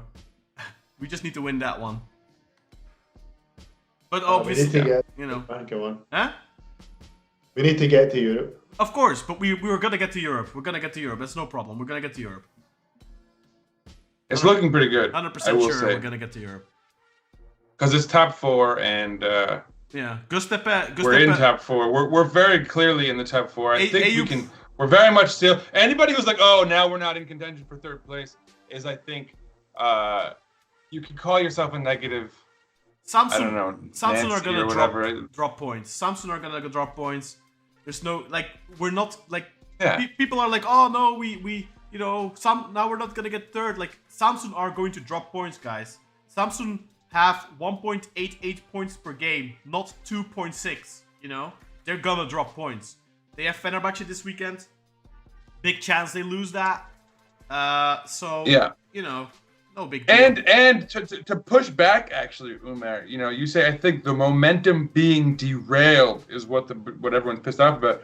I would suggest that the momentum is not necessarily derailed, right? It's just one little hitch, but like it's a hiccup. Yeah. You know, we get one good result against Konya, and you can make the argument, big picture, that the momentum isn't even impacted whatsoever. So it's all about how we pick ourselves up. It just depends how the team reacts to this on Saturday. Yeah, it's all about how we pick ourselves up. Yeah.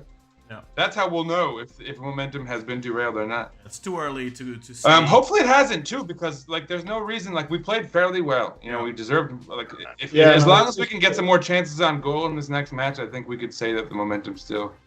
It's just that because of this team, it's been so fragile over these last couple of years. Like, that's why it feels bad for us because we've seen it. Yeah. And you gotta hope that this isn't like a brain worm for anyone on the team. Who's going to let this impact them. I feel like we showed that fragility in this game. After the 1-1, we didn't respond well. Although, again, really, like, it was just one chance that they had, really, right? Like, it's not like we just completely collapsed and started just giving them chance after chance, you know? I mean, it was really one brain fart, you know, and it was a kind of collective one. And that Furkan Soyop cutback, I guess we're going to have to, that's one for the ages. Anyway, I mean, for him, probably it's a career moment. Definitely. Murder Merit. We're all super. Oh, because of the hat. Yeah, we are all superstitious. Emirhan Guvan starting his comment with 3 of my favorite words. He goes, "Yeah, Sinan is right." Who doesn't love to hear that? He says Rashica is barely enough, and apparently Arroyo has a long ways to go as well. I didn't say that. So we still have to buy a wing better than both of them. I do agree. I mean, I would argue we could probably use 2 wings. Not necessarily because Kenny Arroyo is not good enough, but to always keep that pressure on the position. For, there should always be competition for places. You need quality in every position. I think people. We definitely need another winger. People need to chill their tits a little bit with the Arroyo stuff, because I've seen a lot of comments over the last couple of days of, oh man, I don't know about Kenny Arroyo. Guys, this kid has played a full 90 minutes now. Like, he has 45 minutes in the cup. Then he has like 10 minutes in his first game, 20 minutes his third game maybe. Now he got another, 30 minutes. So he's barely played a full game. Yeah, I would love to see more take-ons. I would love to see him use his speed more. I 100% agree with you on that. But I mean, in the couple of the limited minutes he's played, we've also seen good stuff. And this guy, for the first time, 19 years old, just turned 19, for the first time out of his comfort zone, leaving his country, culture shock, going from South America, where it's always Ecuador. It never snows in Ecuador. Never snows in Ecuador. Only on the highest peaks in Ecuador, on the mountains, it snows. I asked. So he came into Turkey. First thing he sees is 30 centimeters snow. It's cold right now. He's adjusting. First time he goes out of the country. Be patient. Give this kid 6 months. 6 months to settle. Start judging him next season. After he has had a... You mean more than 2 matches, Khan? Yeah. People need to chill their tits. It's not because he's not taking on players constantly right now that he doesn't have that in his repertoire. That's all confidence related. It's also hierarchy related in the team. If you're new to a team, it depends on your personality, of course, but like, you're not gonna start playing like Quaresma straight away unless you're Quaresma. Quaresma at 18, 19 probably would have started dribbling like an idiot all over the place, regardless of what his teammates think. But most young players are like, okay, I'm gonna ease myself in here a little bit. I'm gonna pass the ball a little bit more than I usually would. Once he's settled, once he's more comfortable, he's going to take more risks in his game, and then we're gonna get to judge him. But give him 6 months. Wait until after the summer, and then we can start making an opinion. But Khan, surely you agree that Rashica is not enough, and we do need another winger or 2 in the next window. Yeah, of course, 100%. Rashica should go in an ideal world. Yeah, it shouldn't be impossible for us to make some money. He's probably put up some stats. He has really good chance creation stats, so hopefully Midfield. That's right, attention. Yeah. Hopefully he sees what Carlos... See the biggest problem with us though, guys, is like, all our players are on their career wages, man. Yeah, I know.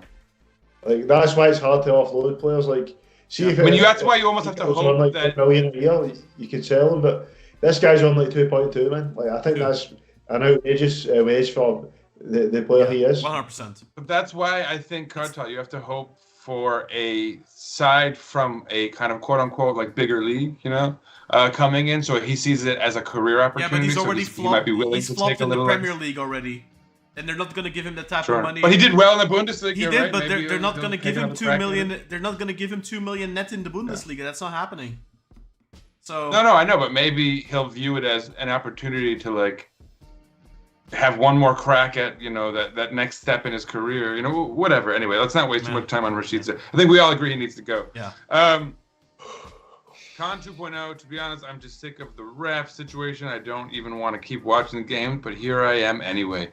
That's the kind of classic Beşiktaş paradox. Yeah, 25 years. Karakartal 11. Is it time to ask Solskjaer to resign yet? Are the vultures ready? I think he's joking. Yeah, he's joking for sure. I mean, Shadow Gudesh just got fired at Trabzon, so I'm sure there's. Java. The Shadow Sexuals are preparing if we lose the derby or something. You can bet your ass they're gonna be chirping already. You know, they're gonna be bringing out the channel spandex.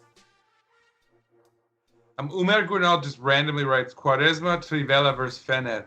I don't know. Oh, right, that was the one. That was the one, Umer. Yes, it was the Trivela against Fener I wanted to put in the highlight in the intro video. The highlight package. Thank you. Yeah, yes, that was it. So I wanted to keep the Sergen one.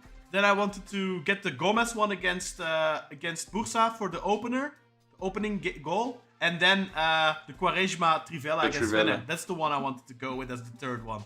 I think that's perfection actually. So, you know, Sinan. There you go. Look up your files, bro. All right. I mean, yeah, you're gonna have to record some sounds for me, I guess. Yeah, don't worry. Anyway. From the heart, the ref had to give that second yellow on that foul on Ox, plus that penalty appeal, which was soft, but I've seen it given. Yeah, we're not gonna do any more ref talk, but yeah, I mean, we all agree. Now, Sarah, I mentioned on WhatsApp that we shouldn't lose our heads so quickly. The club's results were already fluctuating a lot before Ole took over. Even he acknowledged there would be both good and bad moments. Yeah, and Nasser, look, nobody's losing their head. I don't. Everyone, you know, we're all trying to look for analytical points that we can kind of comment on and, you know, like think of ways that we can improve things that, you know, we're not seeing happening in the way we hope they would. But nobody realistically wants. Everything's fine. Don't worry, Pat. I know you're going through rough times over at Man U over there. I think people were kind of losing, you know, after the game. I closed WhatsApp, man, because like people were having a little bit of a meltdown. Yeah, people were a little bit negative. Yeah. People need to chill, man. Yeah, I mean, I think it's safe to say that Beşiktaş fans have gone through a sort of PTSD of sorts, right? and it's very easy to revert back to like full negative mode. But to be fair, it's been a few years, and like I mean, I don't know. I've butted heads with negative folks in the past just because it's like, come on, guys, like the reality is bad enough, but you guys tend to be so melodramatic, you know, like. There's a difference. Anyway, but just be on the heads up, Nasser. You're gonna see some of that. Don't let it get to you. Yeah. Nasser, it's a gritty dance. FIFA things. Oh, the celebration. Okay. Oh my God. So that's funny. Where is Nasser from again? I can't remember. The UK. UK. London. Kuwait. London. Oh, okay. Oh, family was from Bangladesh. Bangladesh. That's what it was. He's from the UK, but he's got Bangladeshi origin. Yeah. I was gonna say, it's funny that someone from Bangladesh He's from teaching Beşiktaş. me about US pop culture. He's from Beşiktaş, guys. Come on. He's a child of Beşiktaş now. But I'm old enough that I guess anyone could be teaching me about US pop culture. I mean, also I'm like not a US football guy, so that's like a blind spot, a major blind spot for me. I believe that Arda had been. Oh, so this is Khan 2.0. I believe Arda had been speculated with Beşiktaş while he was at Gençler, but he didn't get chosen there, and there could be some resentment. Yeah, maybe. Yeah, I mean, but he scored a nice goal, and if that's just a common goal celebration, I don't really care. It's fine. I mean, it's a little corny, but that's just, you know, me being the grumpy old man on the lawn, you know, shaking his fist at the clouds. These young people and their dance moves. Gonna tie some balloons to your house and fly off. Yeah, exactly. Nasser, I don't think any Beşiktaş fans expected Ole to go on a 6-game winning streak, so naturally that's raised expectations. Yeah, Nasser, don't worry. He's getting hyper defensive here. Don't worry, Pat. Like these guys are. It's just off the cuff reactions. And while we were in the other screen, we missed somebody subscribing. Valar Morgoth. Valar Morgoth. Sounds like something from Game of Thrones. Valar Morghulis or something. I was gonna say, is that a Game of Thrones reference? Because I don't think it's Lord of the Rings. No, I think it's Valar Morghulis or something, but I could be missing Morghulis. I don't know. And maybe it's like a spin on it or something. Maybe. Anyway, welcome to the team, Valar. Thank you for subscribing. And we're all nerds of various stripes. So I mean, I did love Game of Thrones. I have to read it more carefully to. Don't forget to hit the thumbs up. By the way, guys, if you're watching live, if you haven't hit that thumbs up button yet, please give us a thumbs up. It helps the algorithm. And if you're watching on delay, drop a comment. Also helps the algorithm a lot. Yeah. Like, follow, and subscribe. Yeah. Check out our Patreon. Where were we? Count 2.0. That should be a penalty. Count 2.0. That should be a penalty plus red card, by the way, according to rules. Oh, that's harsh. Yeah, I saw. Again, we're not going to talk about the refs anymore. That's about the wanna first penalty. Well, I saw this. Some referees were saying it should have been a red card, and I don't see why, because I think he's making. Oh, on Viana? Yeah, he's making an attempt to play the ball. If he doesn't try to play the ball, if he deliberately hooks his leg with his hand while sliding, then it's a red card. Yes, because because at that point he's not attempting to play the ball anymore. But if he's just sliding and his hands are where they are and that just hooks Rafa incidentally, then I don't think it's a red. So you have to be able to show that it's deliberate. If it's deliberate, then yes, 100% red card. But I don't think it is, but I haven't seen it closely enough to say. Yeah, I haven't really seen much. I mean, now that I'm on Twitter, I don't get the 24/7 coverage of every little decision like this. But anyway, but new commenter, Onat Kutu. He says second yellow was supposed to be red, in my opinion. Yeah, I think it could have been a direct red card. The Viana one? Yeah, for sure. Yeah. The foot stomp. Yeah, that was nasty. Yeah, I think that's a direct red card.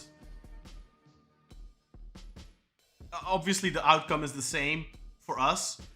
For them, it's not, because it's a 1-game suspension versus a 2-game suspension. So, but yeah, I agree with you on that. I think that should have been a direct red card as well. Yeah. Murat Sehan, it was definitely an exemplar of lack of discipline from the lads. Yeah. I suppose the last goal, maybe. Mm-hmm. Yeah, I mean. Yeah. Or Furkan Soyap just shook the whole team out of their boots. Umer, speaking of the fouls, don't forget the little MMA match Immobile had in the box. Yeah, we've covered that pretty thoroughly. Nathan Davis with the costly emojis. You love to see it. Nasser, just curious, are there any players from the Turkish league that you take at Beşiktaş? You know, he asked that question in the group chat the other day. He asked whether or not there would be any players from the relegation. Göztepe has a few guys. I don't know if they're there. Yeah, Matsuki, but he's like loaned. Romulo, they just bought. Yeah. But he asked... And like Kozlovski, but apparently he's loaned. He asked in the group chat the other day whether there would be any players from the teams that are in the relegation zone and are looking likely to go down. If there would be any players there that we would like. And for that one, I couldn't think of a single one. But yeah, if you look at the league as a whole... you know, Matsuki is actually somebody who played for Tokyo FC. If you guys remember, I think it was last year when we signed Al Musrati. Right before we signed Al Musrati, I said we should sign this guy, Matsuki from FC Tokyo. But I said, it's never going to happen. He's never going to come to Turkey. And then, like 6 months later, Southampton buy him and loaned him to Göztepe. He's really good. I really like Matsuki. I've been following him since he was at Tokyo. He's really good. I like him. Romulo from and that Romulo guy from Göztepe is an exciting young striker, 23 years old. He's ex-Solly from Göztepe as well, very good player, but he's injured, tore his ACL. Who? But prior to that, man, he was the best player. Yeah, the winger, right? No, he's a centre mid. Who?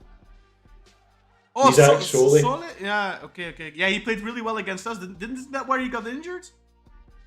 He got injured again. It might have been. I remember watching him against Fenerbahce as well and thinking this guy was really good, man. In fact, he's a potential Jedson replacement if Jedson was to be sold, because he's very, very high energy like Jedson as well. But he might, who knows, he could like maybe be better at passing and stuff like that. I need to watch him more. Yeah. But he was a very, very impressive player. But he tore his ACL. Yeah. But if he was fit, I wouldn't mind seeing him at Beşiktaş. Obviously, I'd want the club to watch him more. There's a common theme here, though, that all the exciting players are at one club. Göztepe. Yeah, Göztepe. That club that's being the foreign owned funneling assets. Yeah, owned by Sports Republic, who are the same people from Southampton. It's also why these players are hard to get, right? Because they're like not. It's not like you can just buy them from Göztepe. There's a whole like chain of command that. It's hard to say who. Like you say, Southampton owns the Japanese fella, and like I don't even. Is Romulo a Göztepe player or is he loaned also? They just bought him permanently for $2.5 million. They did. Damn, that's a deal.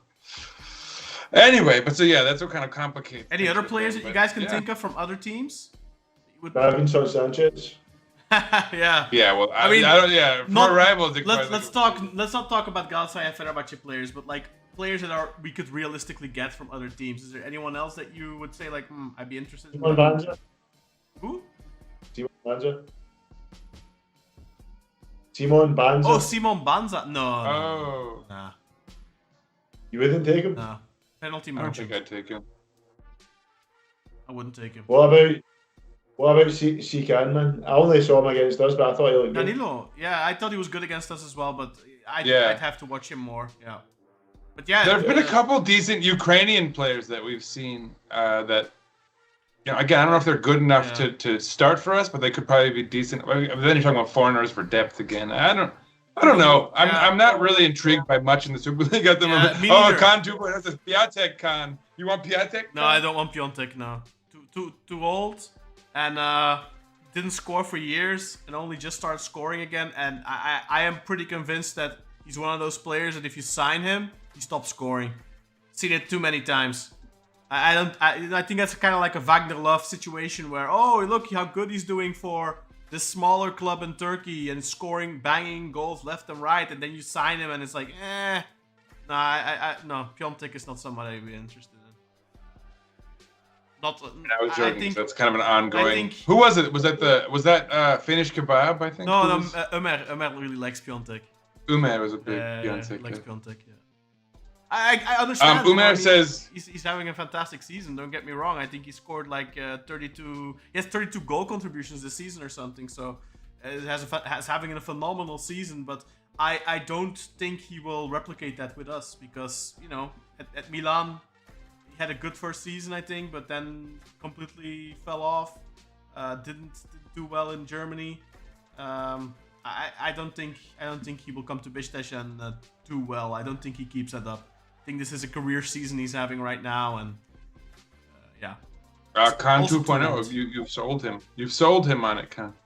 The Khans are in alignment. Umer says Jedson got sent off for it against Fener. I'm guessing maybe it's what happened to Immobile or saying fuck off. Maybe I don't know. Oh yeah. I don't remember. I'm trying to remember what he got sent off. Oh yeah, he got sent off against Fener this season at the end. Right at the end, and he didn't even. It wasn't even like super obvious. I think. I don't even. Yeah, I think I remember. Did he say fuck off? I don't even remember what he like. It was ridiculous. It was a complete bullshit red card. Yeah.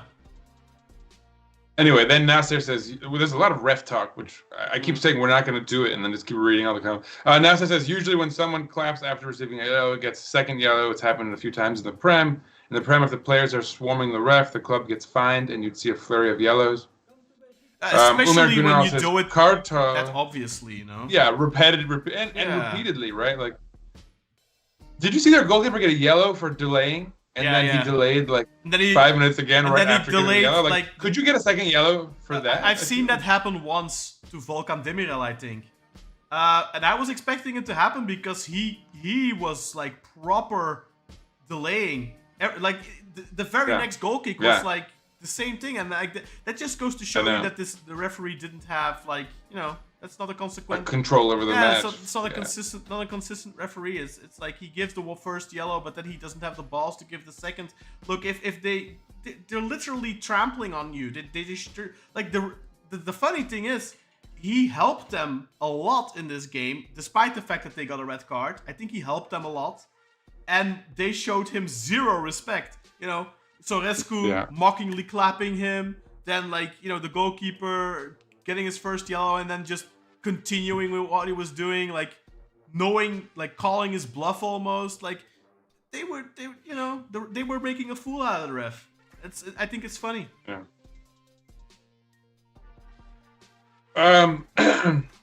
Umer says, Kartal, how can there be highlights from a 90-minute game where 25 minutes of football was played? That was about the terrible highlight reel that being put together. I mean, there were things lacking, though, Umer, which we were referencing, but it's true. I mean, I don't know if you mean there were 25 minutes of football, meaning 25 minutes of football worth being played, or if it's a commentary on how much time wasting did take place. But there really was. Yeah, there was a lot. The time wasting was and from the moment they scored their one, it began. You know. Yeah. It was pathetic.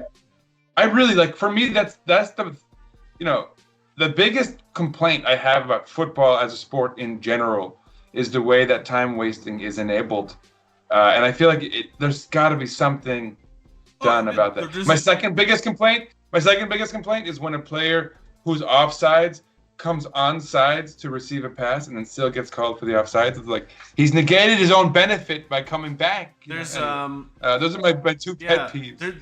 There's arguments to be like. There's been people who have suggested that they should reduce match time to 60 minutes, but every time the ball goes out into play, the clock should stop. So just stop. Corner, like automatically. Goal kick, that's interesting. Throw in, everything until the ball is back into play. The clock stops. That has been. I feel like they should do that regardless of the 60-minute thing. Well, I think if you do that when you have a 90-minute match, then you're gonna end up with NFL games, right? Like where the match lasts 4 hours. I don't think anyone wants that. Fair enough. I think that's a potential solution. The NFL is getting record ratings apparently. The problem with time wasting isn't just the fact that time is being wasted, it's also the momentum of the game and the flow of the game is being stopped, and you're never going to be able to stop that. They're still going to be doing that.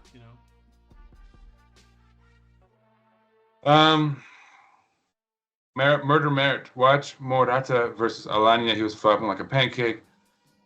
Umer says Morata's specialty is flapping. And to be fair, that's Galatasaray's. I mean, they do about an hour of that in training every day. They're scouting players based on it, probably. But I think Ömer means flopping in a different way. Mm-hmm. Now, sir, we were dominant against them stats-wise, and we actually had some decent opportunities to kill off the game. Yeah. But we need to take our chances. I mean, I would argue we need to create some freaking chances as well. Like, there weren't even that many chances to take, besides the two that Khan mentioned, which were great opportunities. Jedson, made the one. Yeah. Got it on target, a little bit too close to the keeper. And then, João Mario's shot was... And wasn't there one for Rafa as well? Everything you could ask for. Rafa have... yeah. But that might have been at 0-0. I don't remember exactly. I think that might have been the first half. But yeah, there were we had chances. I mean, this wasn't a game where we're gonna get 7-8 clear goal scoring opportunities. But this is the type of match where you have to score the second. If you score the second, it's over.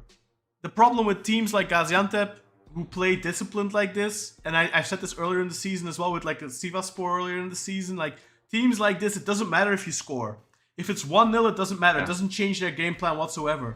Because they are perfectly happy with 0-0 in minute 70 and with 1-0 at minute 70. Because their plan is, we start playing football the last 25 minutes. That's when they start trying to score. That's when they start taking risks. So whether it's 0-0 or it's 1-0, it doesn't make a big difference for them. Because 1-1 is good and obviously 0-1 is better. But it doesn't change much. Against teams like that, you need to score the second relatively quick, because if you score the second, that's when their head drops. Because then it's over. They know it's over. And then you can go 3, 4, 5 goals. The problem is you need to score that second goal, and this has been a common theme the entire season. We aren't very good at scoring goals. We aren't not necessarily very good at creating chances. We do create chances more now than before, I think. But, our conversion rate is way too low. We need to be more clinical. Our chance creation also needs to be better. The final pass needs to be better. But we need more goal-scoring ability. And I think one of the biggest issues is that on set pieces, we are very, like I said, impotent. I think that's something that can change if you get a striker like Onuachu, but it doesn't need to be Onuachu. It can be somebody else, of course. If you get a striker like that, that's immediately already one massive weapon on set pieces. Khan, the next comment, Murder Merit says that 7 of 8 goals scored by Arda are headers. Yeah. Maybe he's a solution. And that's, he could be the new right central back. Our central defenders aren't, Felix has never been a prolific goal scorer in his career. He's not a good defensive header. Emirhan's head is not very precise. Emirhan's not terrible, but he's no Sivok. You know, he's no Abdulkarim Bardakci. He's no Lugano. You know, you have those defenders, Egemen Korkmaz. You have defenders who are really, really good in the air. Ibrahim Toraman. He was only like 1 meter 80, but he was a very good offensive header. Very good on set pieces. Egemen Korkmaz, same thing. Was a terrier. Yeah, exactly. Like, you need some guys like that. And when you have guys like that and you have a good delivery, then you're going to score, 15 goals a season or something just on set pieces. I don't know how many goals we have on set pieces this season, not including penalties. I think it's less than 5. And that's not enough. We are too, like, it's just not enough, Yeah. All right, Con, we can't react to every comment this much because we're gonna go on forever. I feel like we're already in our 3rd hour now, right? Let's get through this. Because it's gonna get. Yeah, I mean, all right, go. We're gonna get some comments. Go. So Umer says Maxim always gets a goal or assist against us, but when he played for us, he was terrible. He wasn't great. Kantu Bueno said she's not beautiful. I think that's regarding Amirhan's girlfriend. We're not gonna do that. Ozjan said it's a Beyaz TV moment. I think about Cartel calling him out for his girlfriend. Carlito says, Buenas noches, buen dia, caballeros. Now, you're not, this is how you confuse people, Carlito, our financial expert. Murat Seyhan, I think it's really embarrassing for a team when a 18-year-old kiddo joins and takes over taking set pieces in literally the first day of work. I'm going to push back on that quickly in that, set pieces, it's a specialized skill. And if someone's good at them, shouldn't really matter how old they are, man. Like, if you're good at it, yeah, he was taking some at Independiente del Valle. He scored a couple of free kicks, I think. For the most part, I think the corners were being taken by the kid that's going to Chelsea. But he was taking set pieces at Independiente del Valle as well. So, given the fact that we don't really have a specialist, I think Masuaku and Joao Mario have a decent delivery of a set piece, but they're definitely not specialists. And I think at that point, not many goals between them. Yeah. Yeah, Joao Mario was off at that point because he got subbed for Kenny, I think. So it's embarrassing. Well, I think it's not necessarily embarrassing. I think it just illustrates how big of a weakness that is for us. If you want a criticism for anyone who's like trying to throw Ole off the boat already, I will say I wish he subbed out Rashica for Kenny instead of Joao Mario, but that's like a general rule, and that's because I think I've kind of flipped the shark on Rashica. I don't think I have much patience for him anymore. He subbed Rashica pretty early, but he subbed him for Mucci. I think that was I think Kenny should have come on. Mucci is not a natural winger, and you're taking off your only natural. I think he's winger. your Rafa sub. I think that was a bad. I think Mucci you can sub in for the wing if you have a lead, whatever. Well, you can sub him in for Joao Mario. It's a fatigue thing, but yeah, I would ideally maybe sub him out for Rafa late in the game to sort of spell. Yeah, for the second week in a row that Mucci probably looked the best out of all the subs. No, I don't agree with that. No. Kenny was definitely. I mean, he didn't do much, but the sub. Kenny literally. I think. Kenny. Kenny was the one that created. If I'm going to be honest, I don't want to be seen as a hater, but Kenny had 2 key passes, which was great. But other than that, he didn't really impress me. What did Mucci do? It just came on and but what did he do? What did he create? He fucked up one really big chance by shooting instead of passing to Simi. That could have been an easy goal. And then he had one half decent shot, but he didn't create anything. Yeah, ultimately Kenny did bring him on in terms of end product, but I feel like Mucci just looks more comfortable in the ball. Mucci is 24 years old and has been playing for the club for a year now. I'm not saying that Kenny should be more comfortable, but I just think Mucci, to me, looked a bit better in general. Like Kenny, apart from the two chances he created, which come on. Yeah. My problem with Mucci is that I never feel like he's especially comfortable on the wing. I mean, he's had some moments, but yeah. I mean, anyway, we shouldn't spend too much time. We've got some comments to get through, fellas. Nasser says Svensson is someone who actually puts his body on the line. However, I do think they should get a right back in the summer for depth. Yeah, we've been saying that all season. Masuaku all-around performance was decent, Nasser said. Umer, I honestly can't see what you guys see in Ox. I saw him touch the ball twice in the first half. What was he so good at? Second half, he gave the free kick for the goal, which I don't know. It's not so much about. What do you think, Kat? I don't think either of us are saying. I mean, okay, I think Kata was saying last week he was very, very good in the first half. I don't necessarily agree with that. I just think there's a difference between. I think he's better than Amir. That's the point. Right now, I think he's the best option to play.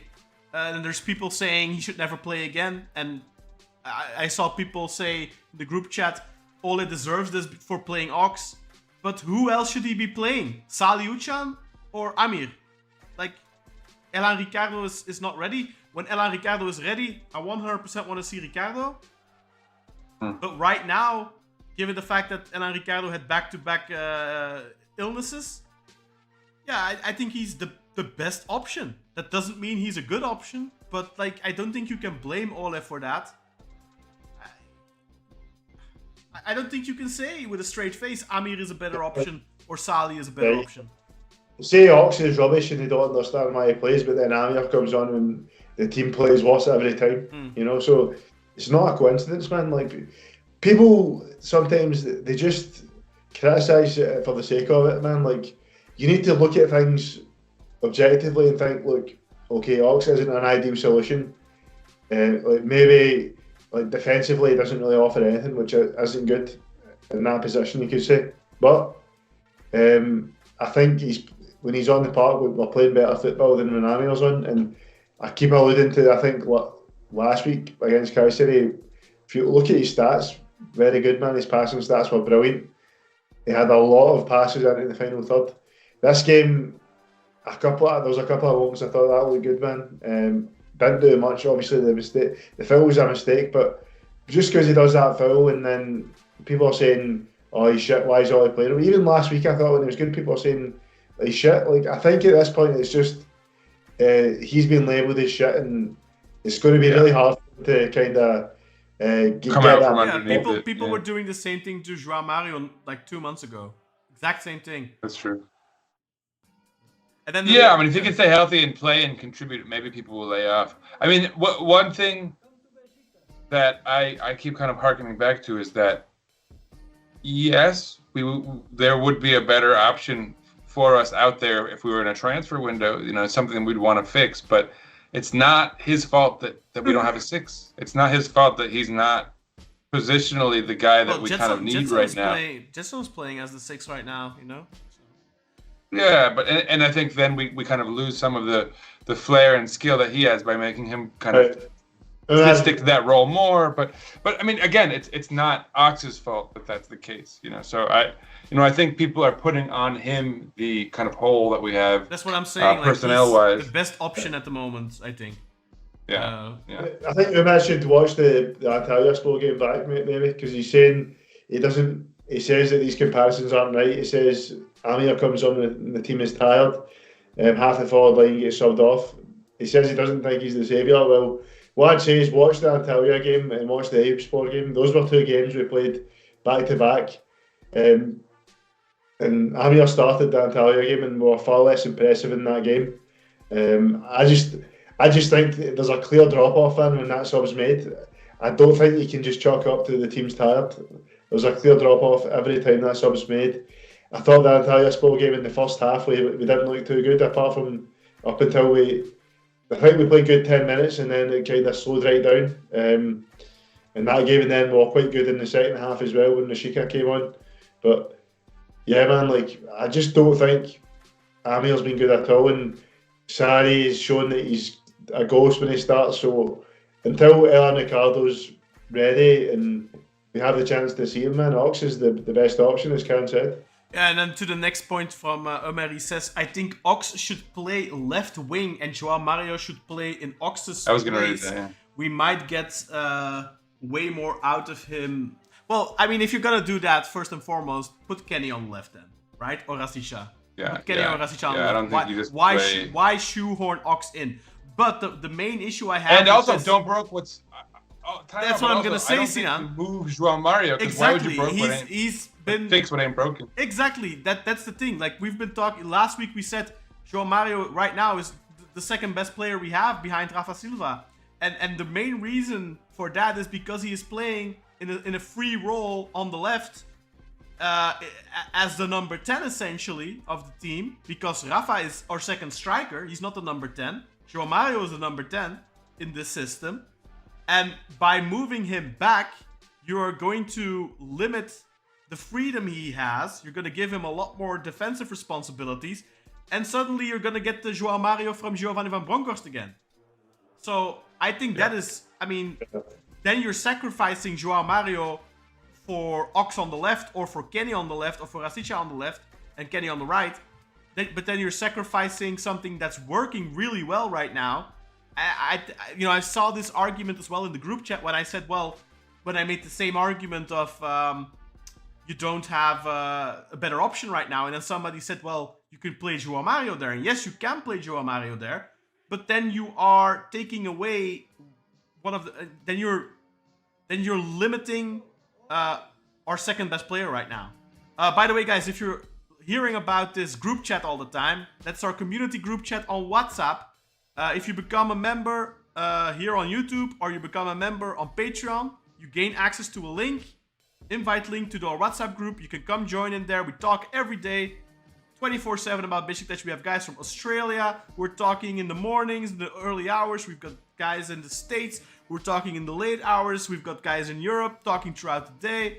So all day long, 24/7 Beşiktaş talk on that group chat. So go ahead, join us on YouTube, join us on Patreon, and join us in the group chat.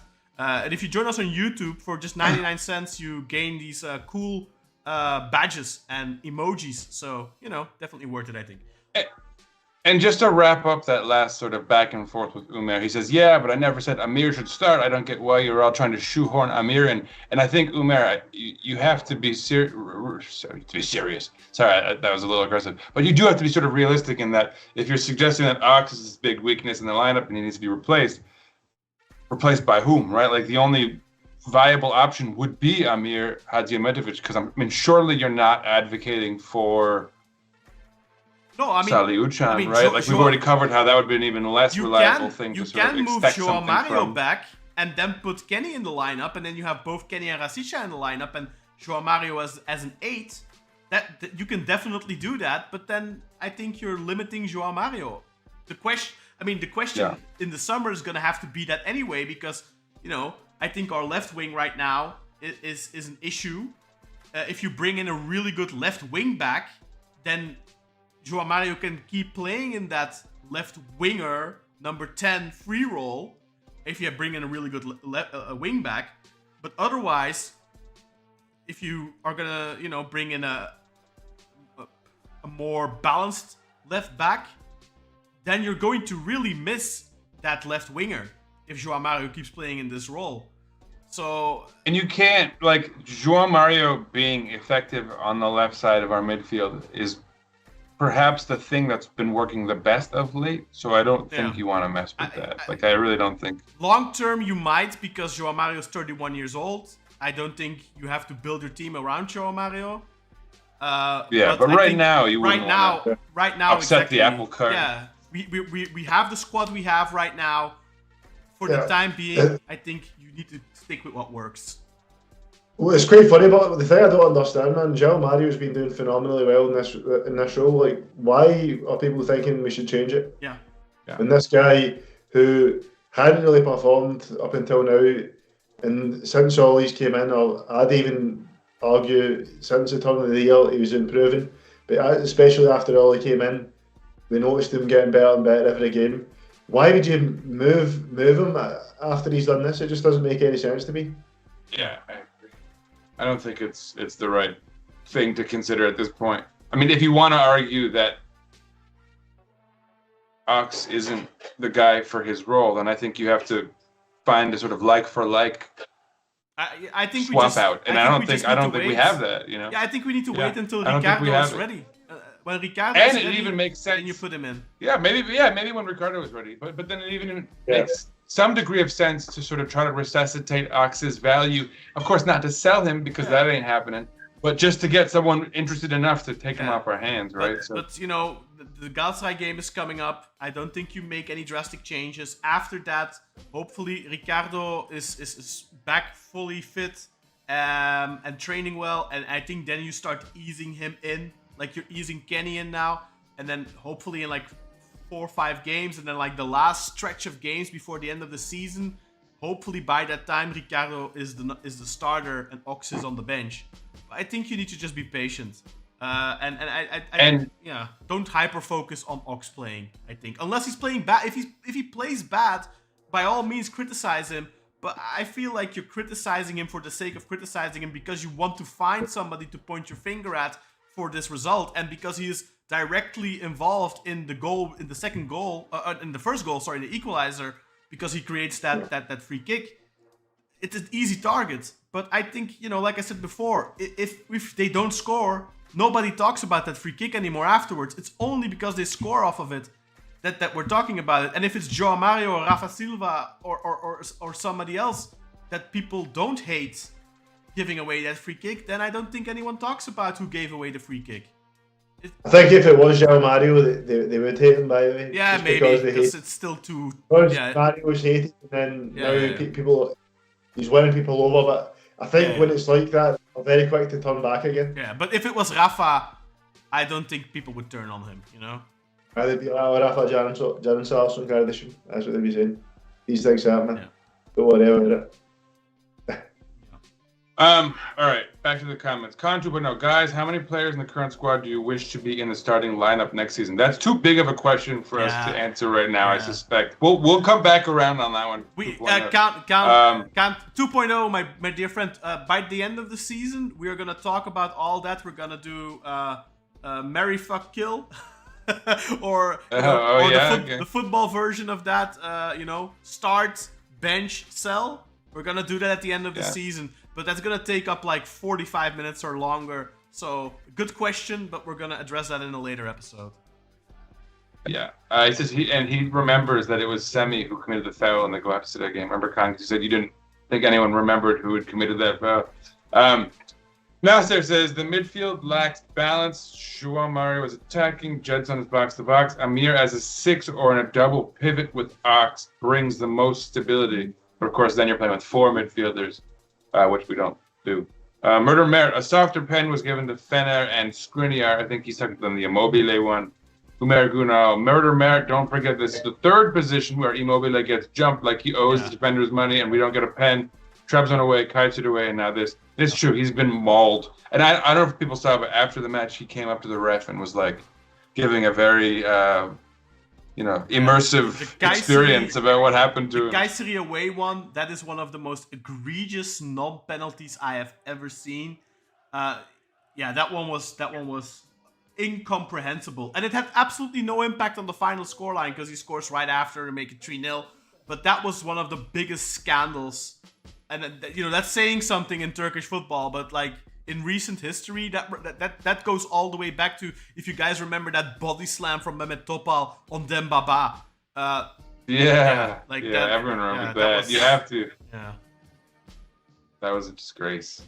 I think I remember because a prominent Beşiktaş Twitter person had that as his like profile image for a while. It was like him being body slammed. Yeah.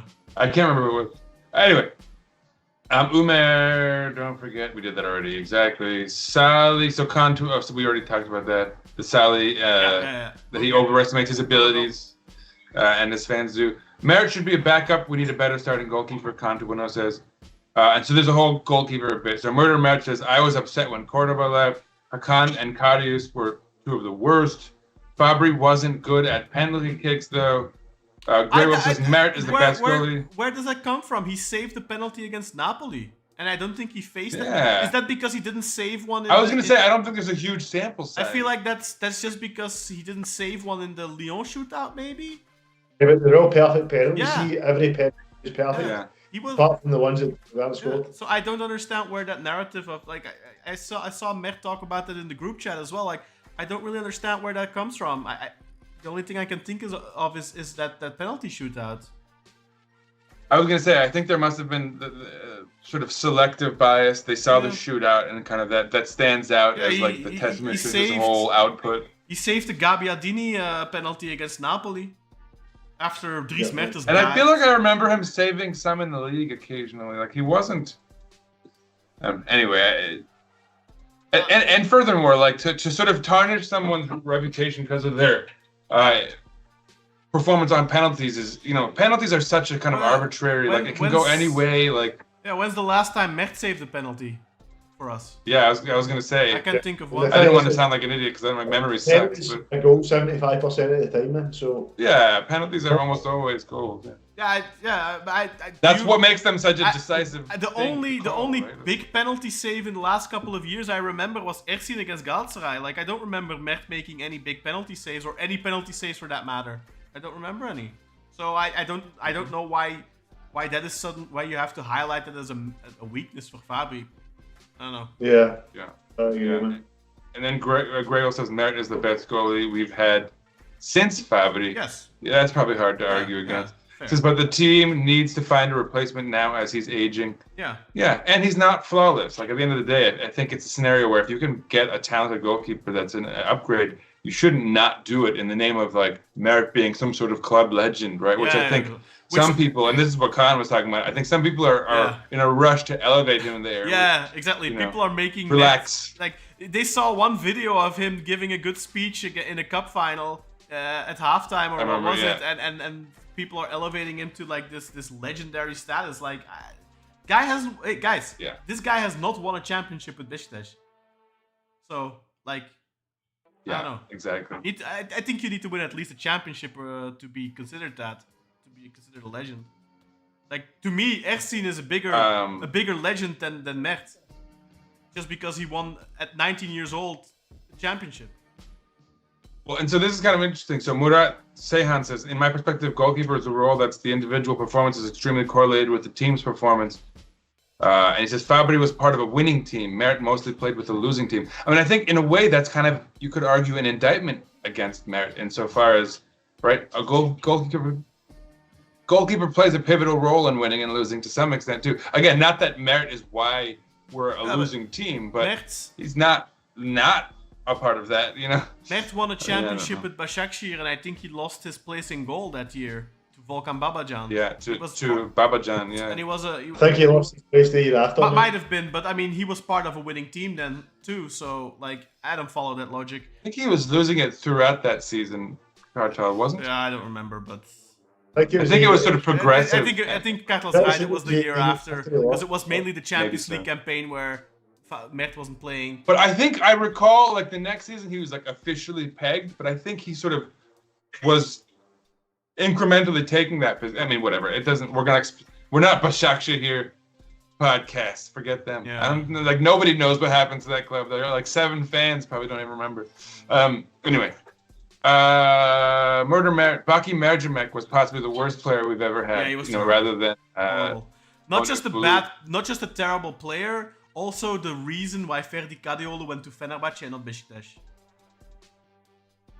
But so Murat Seyhan was following up the idea that Fabri was part of a winning team, Mert part of a losing team, follows that up by saying that he would choose, if I would choose one in terms of performance, I'd say Mert is way better. So there's that. You said that Mert is way better. Than who? Than Fabri? Yeah. Oh, come on, Murat. Come on, man. No. I'm sorry. No, I don't agree with you, Murat. Sorry. Yeah, I think that's too far. I think that's preposterous. I'm sorry. No. You're entitled to your opinion, of course, but yeah. I literally think the best Mert at Beşiktaş is the Mert of the last 10 games. That's the best Mert I've seen, and he's been playing for us for like 3-4 years. And to be fair, he was like out injured for a year, but I don't know, man. Like Mert. He's been really good recently. He was very good in that good run of form he had with Şenol Güneş as well, but then he completely fucked it in the last game by costing the second place. Yeah. I think it's just, no. No way. I think Overrated. compared to Fabry, it's not even close. Overrated. Yeah. I think the fact that people are comparing him to Fabry favorably really underscores how overrated Mert is. But anyway, that's a whole other thing. Contu says, Vinny Jr. was complete trash when he first joined Real Madrid. If you bring young talent, you have to let them progress. Yeah. I think he must be talking about Kenny. Yeah, no, just... And look, I think 6 months is a short time. Like I'm saying, give him 6 months. I think you need to give him 18 months to be fair. But I know that's not realistic because our fans aren't patient like that. And, and also... I mean, you could theoretically give him like a few years, honestly. Like, yeah, but you also have to keep in mind, like for us, like monetarily, what we invested... We want him to perform. We invested in him. We invested a lot of money in him. 5 million for 50% of his rights. 9.2 million in total if we get 80% of his rights. That's a really big investment. So you want him to perform within the next 18 months, ideally, even though he's young. But Khan 2.0 is 100% right. Vinny Jr., when he first arrived at Real Madrid, he thought, what the hell did we buy? But they stuck with him, and now he's one of the best goal scorers in the world. Okay, I know he's not having a great season, but last season he was amazing. Should have probably won the Ballon d'Or last season.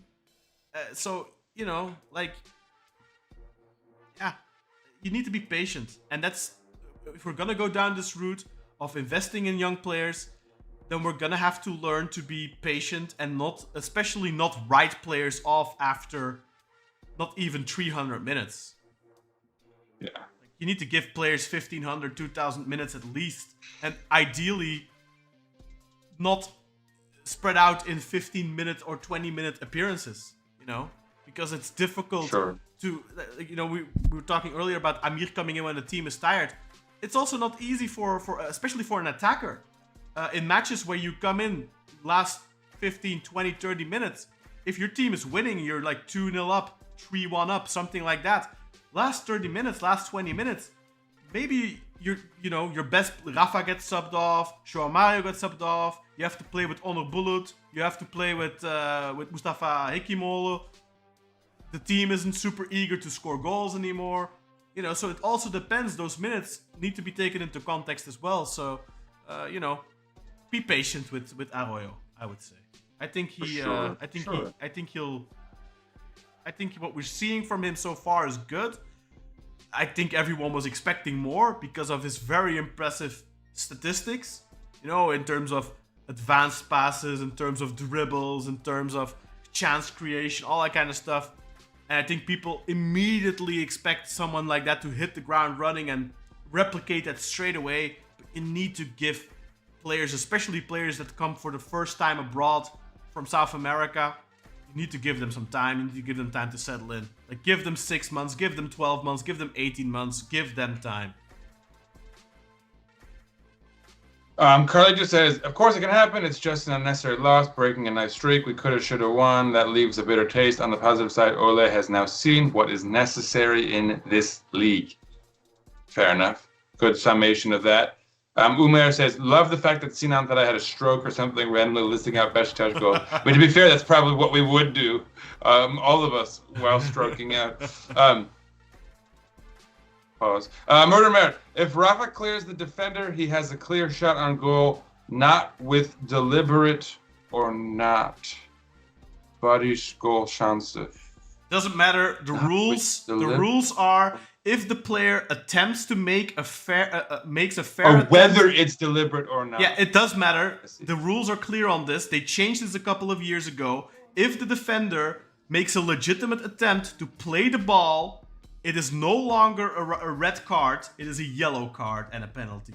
It used to be red card and penalty, but they changed that rule, so it's not accurate.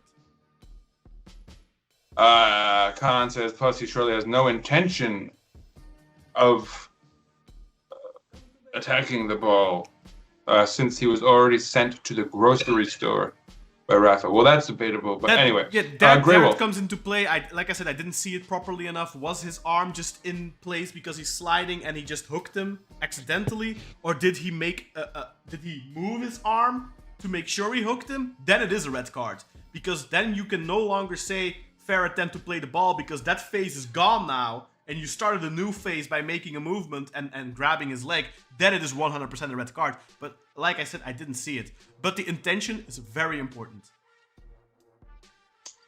Grey Wolf says, in hindsight, do you think Beşiktaş should have kept Cenk as a sub alternative or let him go, or was letting him go the correct decision?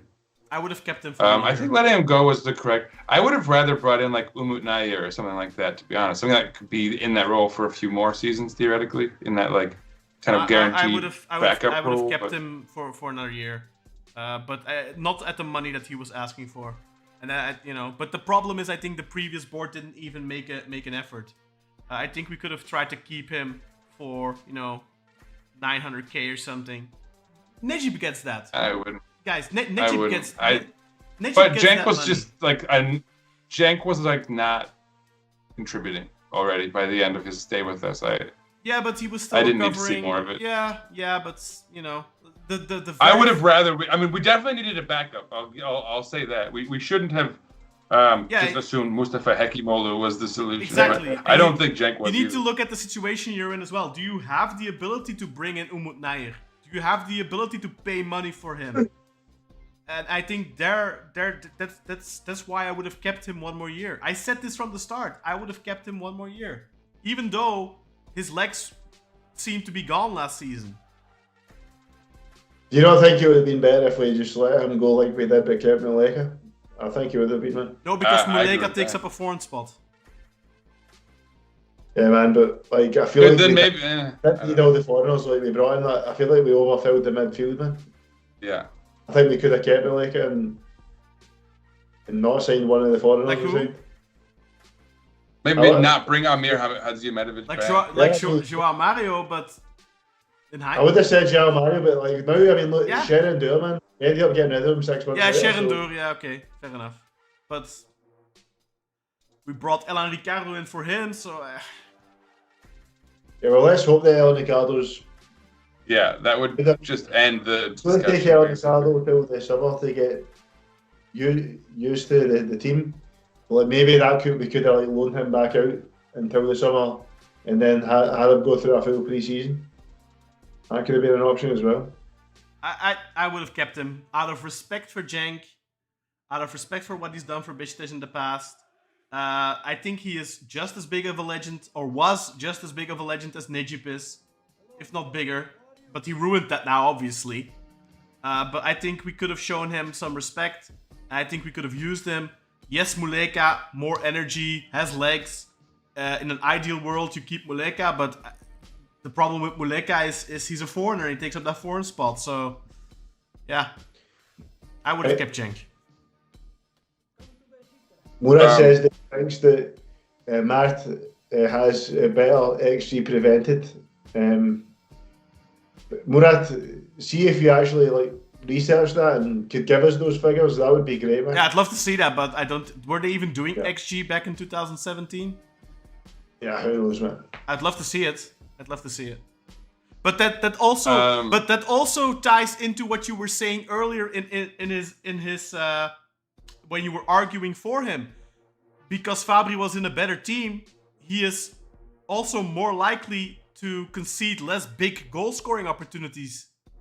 And Mert is in like a shooting range, so he has more chances that to save. That's also why goalkeepers who play for small teams usually have higher save percentages and look better as well and have better statistics because they are facing a lot more shots. So it's kind of a two-way street. I feel like you can't have it both ways. You have to pick then, But I'd love to see those stats.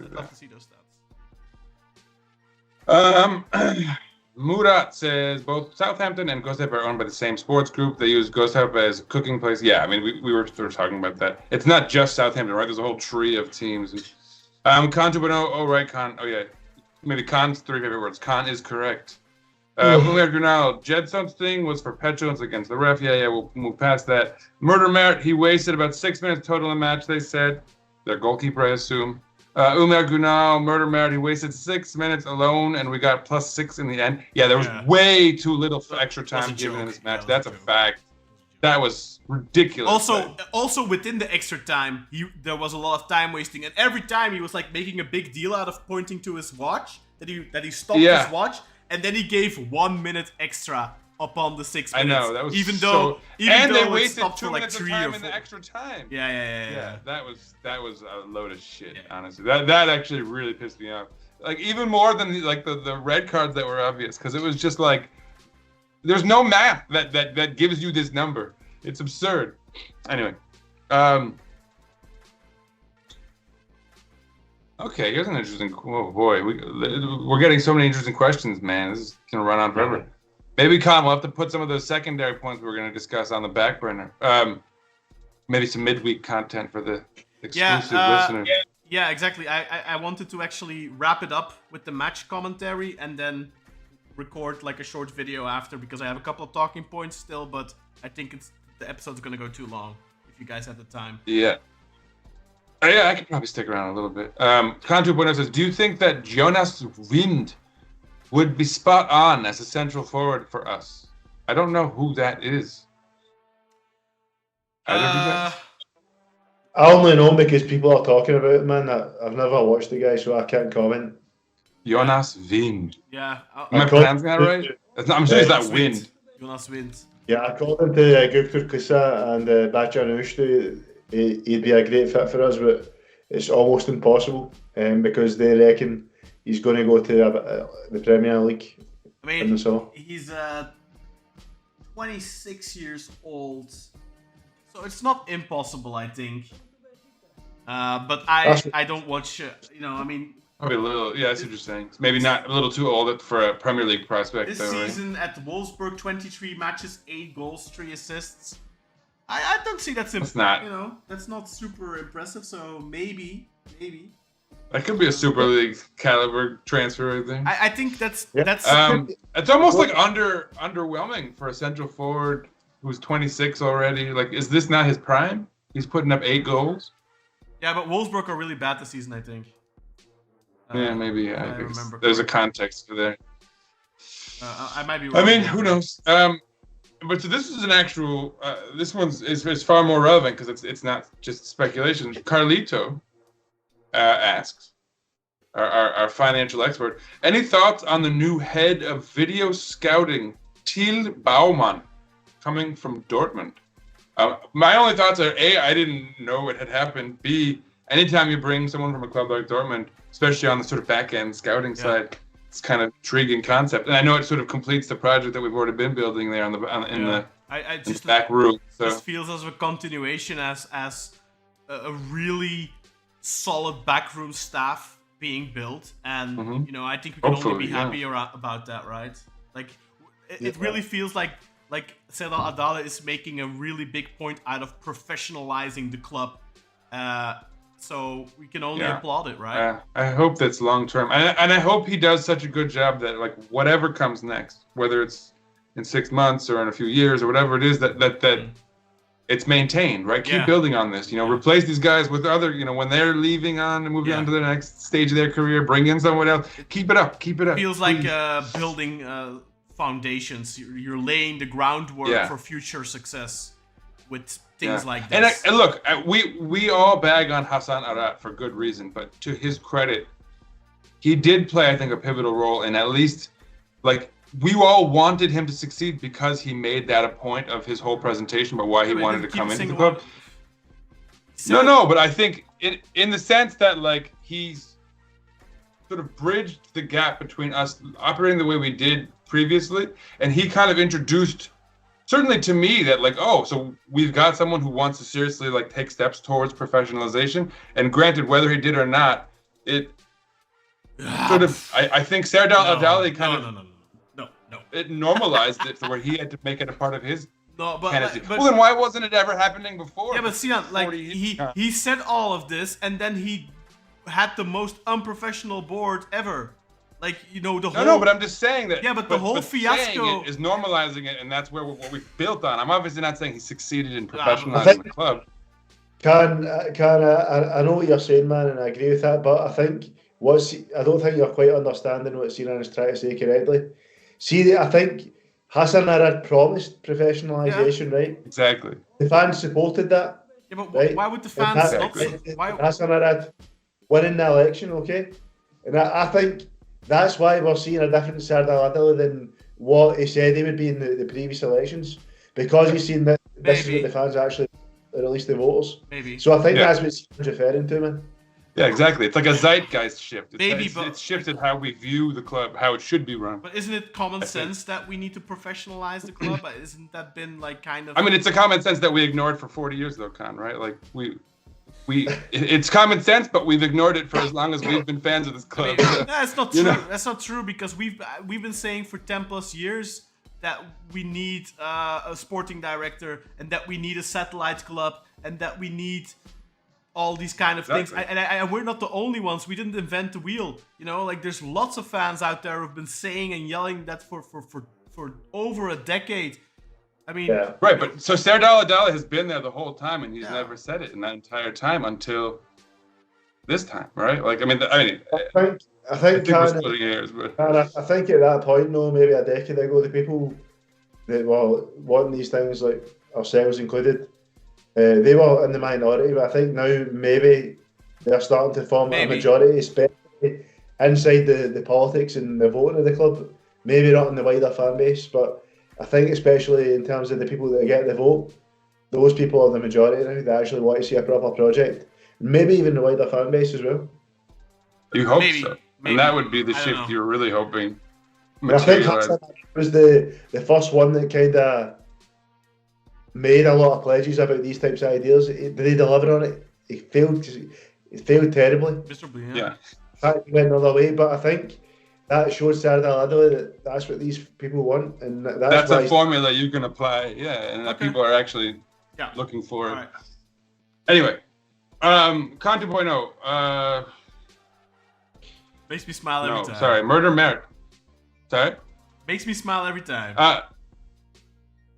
Murder Merit says the ball was in play for 44 minutes the entire match. Is that Grey Wolf? Wow. There is serious consideration to punish goalkeepers for time wasting if not getting rid of the ball within 8 seconds. That's Grey Wolf. Yeah, why not have like a like a kind of a clock that a hard clock, and if you take too long, you lose the ball. Like there's some sort of immediate punishment. Like you get a free kick outside of the box. I had read that this was new rule.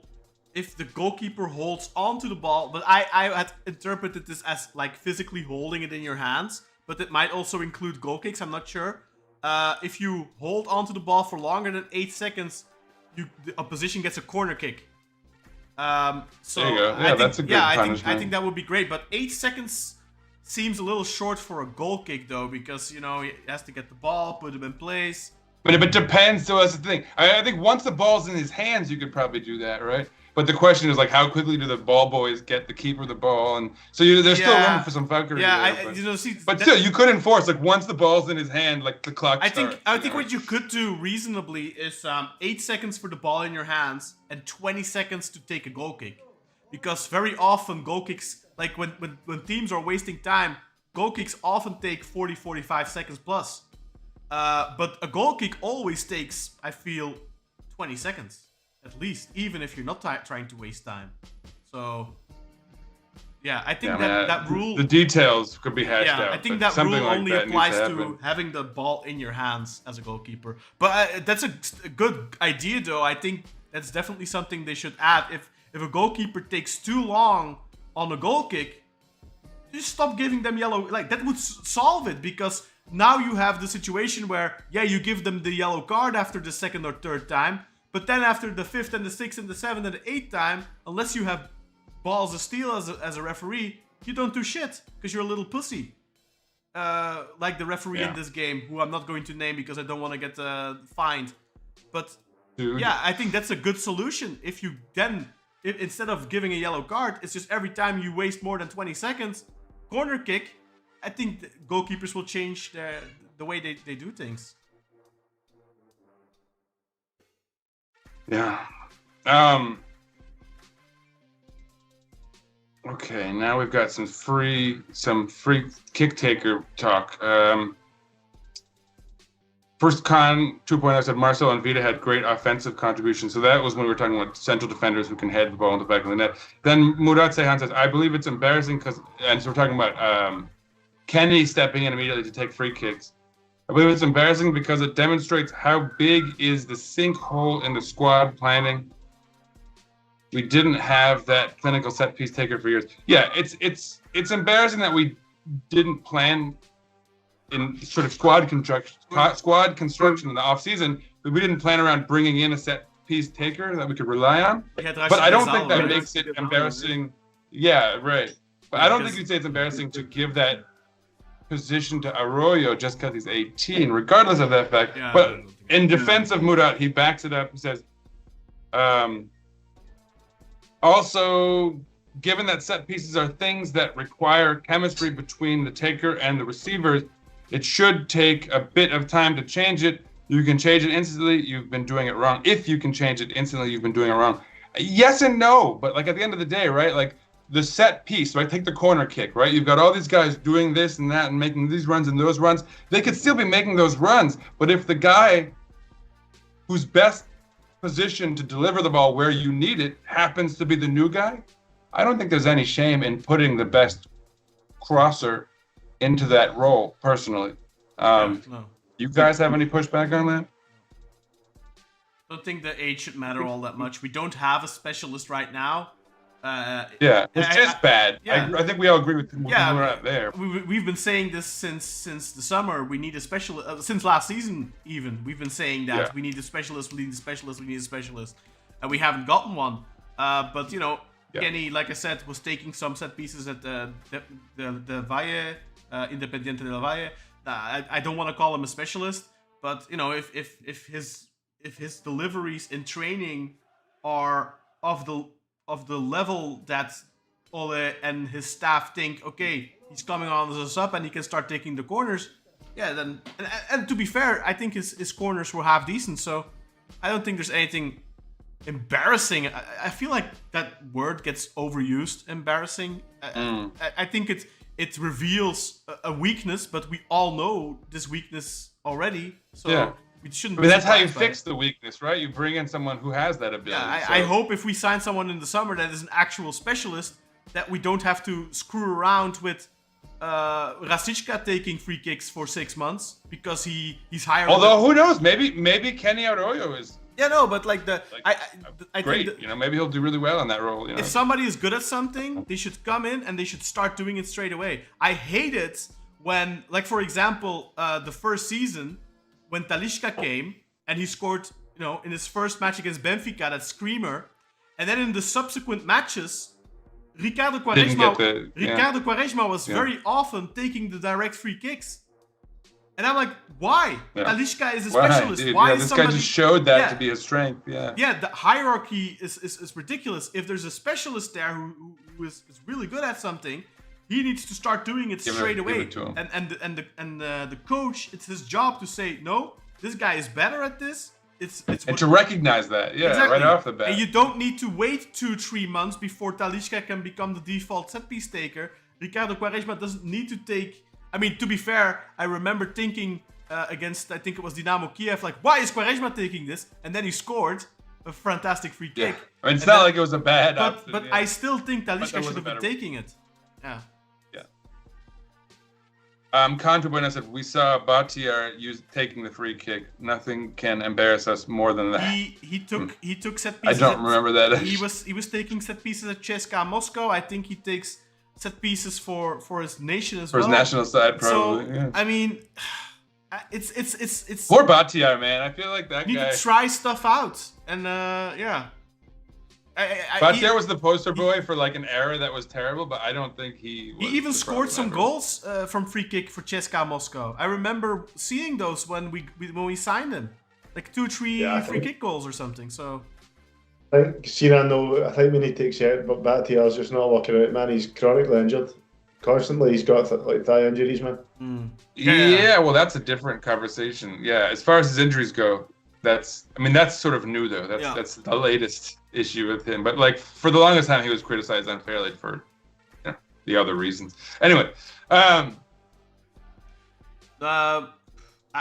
Murat, also given that set pieces of things. Okay, we did that. Umer. I don't really agree with that. Oh, we did that. I don't really agree with that. I don't think it's a chemistry. It can be a chemistry thing, but very often. What are we talking? He says that. Oh, the set pieces. Yeah. Maybe read out the question in full. Also, given that set pieces are things that require a chemistry between the taker and the receiver, it should take a bit of time to change it. If you can change it instantly, you're doing it wrong. I don't agree with that, because set pieces very often, especially nowadays, are about delivering the ball in a specific zone. You want to deliver it at the first post, you want to deliver it at the penalty point, or you want to deliver it at the far post. And then you have players, you train on this all week, who attack certain zones. And you have certain variations of the set piece. That's why players throw up their arms and make certain signs to illustrate, okay guys, now we're going to attack the penalty point, now we're going to attack the far post, now we're going to attack the near post. That's why you throw up those signs. So it's not about chemistry, it's about doing what you are told to do in training. And in training, player X, Y, and Z will be told, okay guys, you are going to attack the near post. And when you attack the near post, you try to head it to the second post, and then player A, B are going to attack the far post, and they're gonna head it in. We scored a bunch of goals like that with Gökhan Gönül heading the ball through at the first post to the second post for somebody to tap it in. So those are all. It's like a formula, and you plug in the variables. Those are X, training. Y, Z, whatever. Yeah, those are training routines, and it has nothing to do with chemistry from the taker and the receiver. It has to do with knowing which routine, good coaching, which routine you're utilizing, and then the players executing their tasks, attacking that post, attacking the penalty point. Certain players putting up a block for the defender so the other player can come in running freely, stuff like that. So set pieces are not down to chemistry, maybe a little bit, but they are 90% down to tactical preparation in the training ground. And that can happen with a player coming in who's had 3 training sessions, who has a very good delivery, and who can consistently deliver at the near post, consistently deliver at the far post, consistently deliver at the penalty point. So I don't agree with that at all. I mean, and at the end of the day, if someone in training, you're sending in crosses, everyone's getting a chance, sending in crosses. If someone shows the ability to find that spot that they need to with their cross the most consistently, it doesn't matter who it is, how old they are, how long they've been with the club. If they can get that spot the most consistently, they should take that kick. And I think that's really, for me, what underlines that one. Umar Granal, but I never said Amir should start. Oh, we already kind of covered that. Okay. Amir by his Kantu says Amir by his natural instinct resides deep, but we have 3 men behind whether Svensson is on pitch or not, so this creates a gap between the 6s and 8s. I'm not sure that's entirely correct. Amir Hadziyahmetovic was actually running all over the place and was often going forward to cut out the ball and then actually leaving gaps in the back con. So if anything, he wasn't disciplined. He hasn't been disciplined enough as far as staying back and filling in sort of the defensive role. So I'm not sure I agree with you on that, but we probably don't want to get too sidetracked with Amir talk. I think we've already pretty much covered it. Umer, like I said in the group chat, let this be the experiment season without forfeiting European spots. Hopefully he tries the Kenny at left wing at some point this year so that he is ready if needed for next year. Yeah, for sure. Yeah, he needs to start getting more minutes. I agree with that. Especially because we're seeing Rashica is not justifying starting every game. Or he can start, but Kenny should also be starting. I don't think he's justifying starting over Kenny. I'll put it that way. So, I agree. Yeah, I think even if that does mean experimenting with dropping João Mario back a line, I think that's something you can experiment with for sure. Although I really would like to see Rashid not play for a little bit, see what that looks like. Anyway, Murat says what I meant in the Fabry situation was, here you guys ready? Come on, why can't I think the most informative data to evaluate is a keeper is actually prevented. You already covered this, Con, right? There are allowing teams and solid teams. Sinan, we spoke about that. Yeah, I think Khan just already addressed that. Then Umar says, Sinan with the hat reminds me of Bam Margera. If the Knicks don't win tonight, I'm going to have to take this hat off because it's hot. I'm not going to lie. It's like a real winter hat, sweating under you.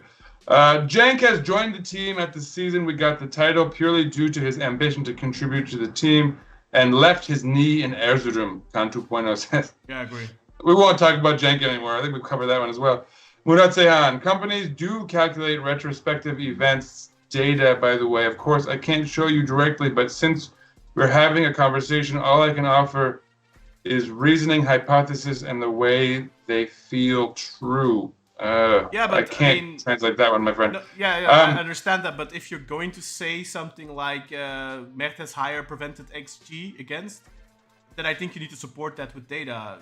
Otherwise, you know, you can, you know, I can just say Oscar Cordoba had the highest. I mean, you know, look, you need to show it. That if you're talking about data, you need to show the data. Otherwise, don't talk about the data. It's pointless, right? It's pointless having a discussion about data if you can't show the data. What is calculate event data retrospectively?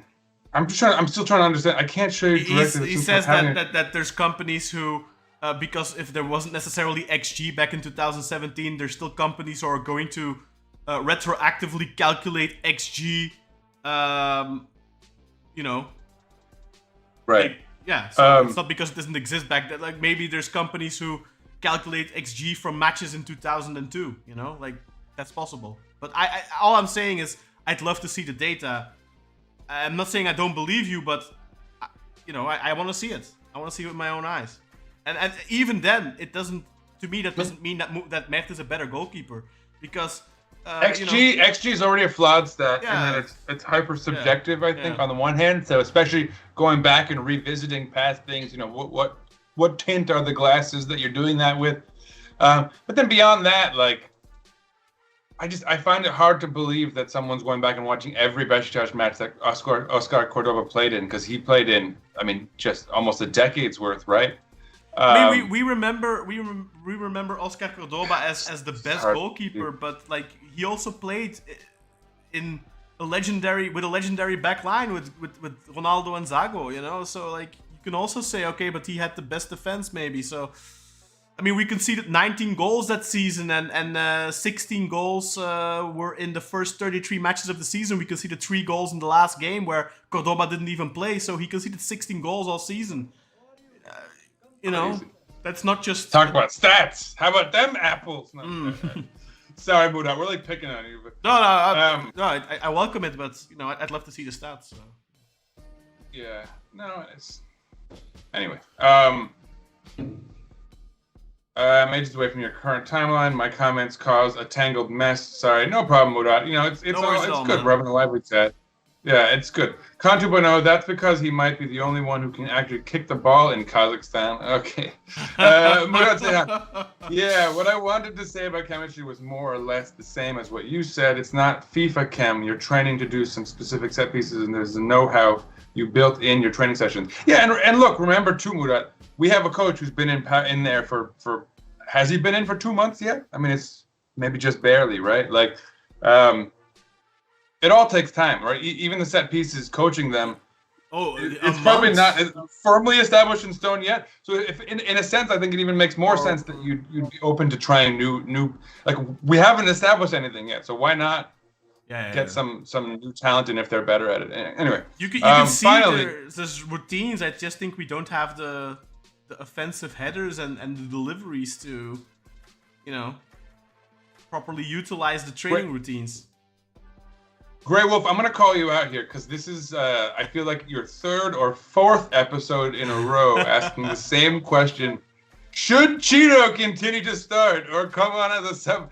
Nah, I definitely we know you don't like Ciro. Definitely think after this match he deserves to start the next match. Cathal, you agree? Yeah.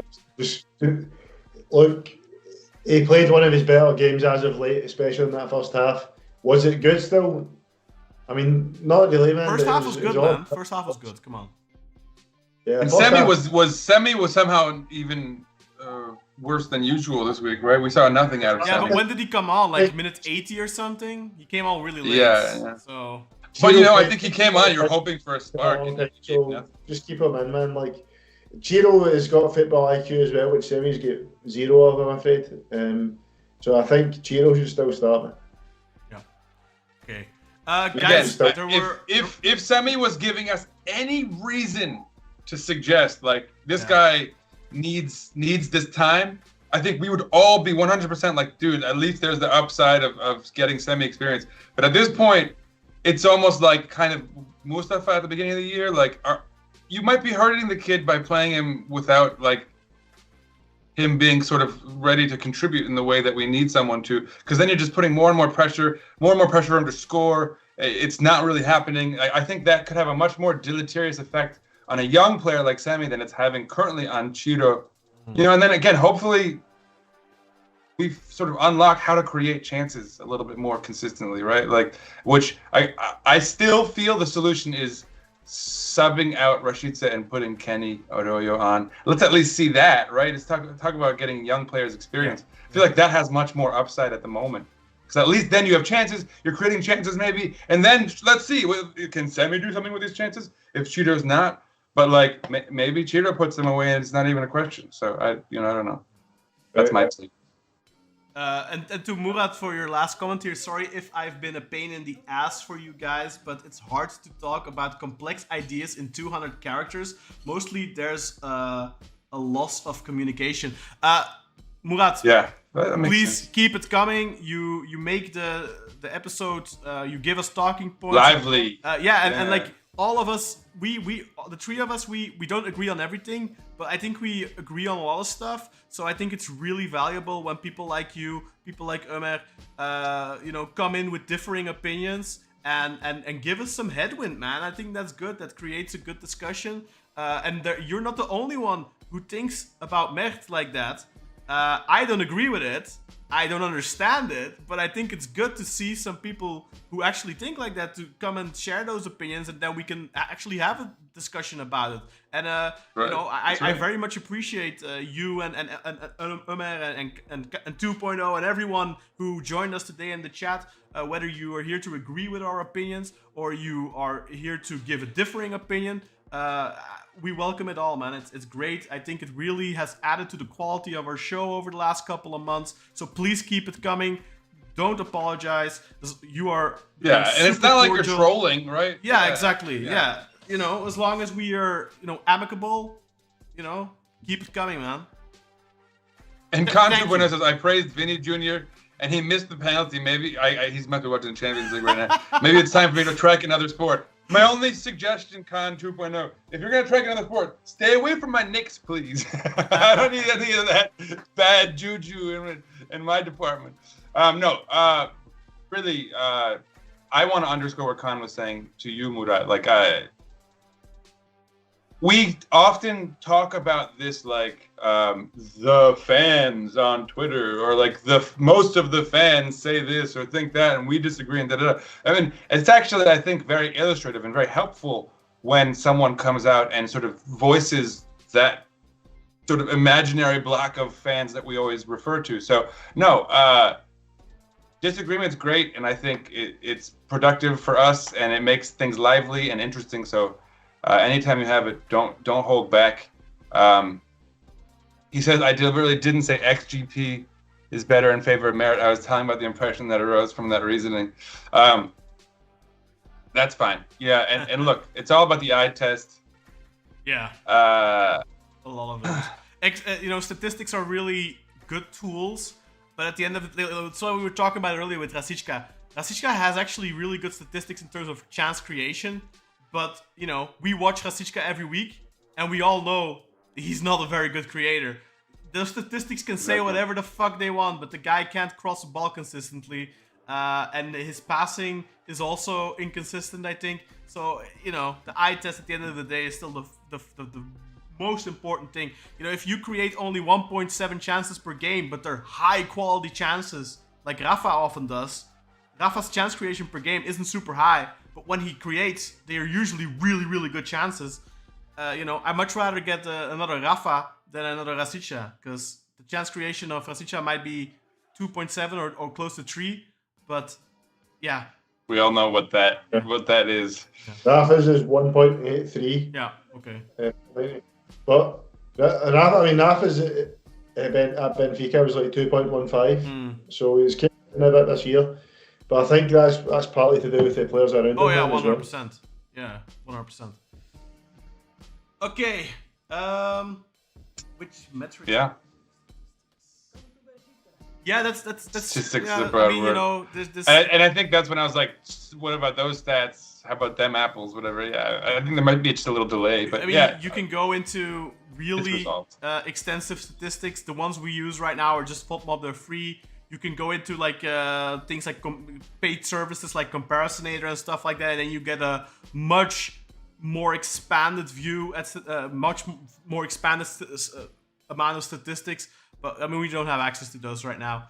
But guys, we're gonna wind it down. Thank you all for watching. But we have a couple more topics I want to talk about with the guys, including Alvaro Negredo's retirement, Jetson Fernandez's rumored contract extension, the announcement to Cap earlier this week, where Ural and I did an episode on. Please go and get a watch at the capital injection for Beşiktaş, which could see Beşiktaş raising 9.6 billion Turkish lira. We did an episode on that earlier this week. Me and Ural Alhan, our in-house financial expert. Go and check out that video. Must watch, because a lot of misinformation out there on Twitter, a lot of wrong information. People have no clue. Ural does have a clue. He explained it all very well in layman's terms, so I could understand it. So most of us could understand it. I'm not going to insult your intelligence. Maybe you are financial whizzes. I'm not. He managed to explain it in a really good way, so I could understand it. So I hope he does the same for everyone else. Go check out that video. Share that. Give it a thumbs up. Share it with your friends, because I think there's a lot of misinformation out there. But it could be huge for Beşiktaş if we manage to bring in anywhere near that 9.6 billion, because that clears almost the entire debt of the football branch. So go and check out that video. But I want to talk to you guys about that briefly. And then I also want to talk about the rumors of there not being a foreign referee and the game. We can talk about that briefly already now. Beşiktaş Galatasaray is now scheduled for the 29th of March, Saturday at 20:30 local time, so 8:30 local time. So it was moved from Sunday to Saturday. So make sure you adjust it in your calendar. But I do want to get you guys' opinion on the foreign referee debate. But we don't have time for it anymore, guys. We've gone quite long. We're close to 3 hours now. So just a short video I want to record with the guys, and we'll upload that tomorrow or something then. But thank you all for watching. Guys, thank you for joining me as well tonight. Kartal, you usually are very quiet when we wind it down. So thank you, Kartal. And I'm going to hand over the microphone to Mr. Sinan Schwarting. Watch yourselves, folks. I'm coming. Let's go, Beşiktaş! Like, comment, and Peace subscribe. out, everyone. Don't get down about a single result. We will be back, folks. Scout! Ozan Deniz Paul O'Connor, Nathan Mr. Colorado Davis, The Finnish Kebab, Kristen Craig, Michael Berry, Umair, Munal, I need a nickname for you. Mr. Negative? No, that's hard. Sorry. Dara, the Irishman, Henry, Mario, 1 and 2 and 3 Vargas, Lial Tariq, Sebastian, the not sporting director, Heina, the vigilante Turk, Nasser, Mr. Manu / Beşiktaş, and of course, the indomitable, indubitable, indefatigable Dutch Eagle himself. Peace out, everybody!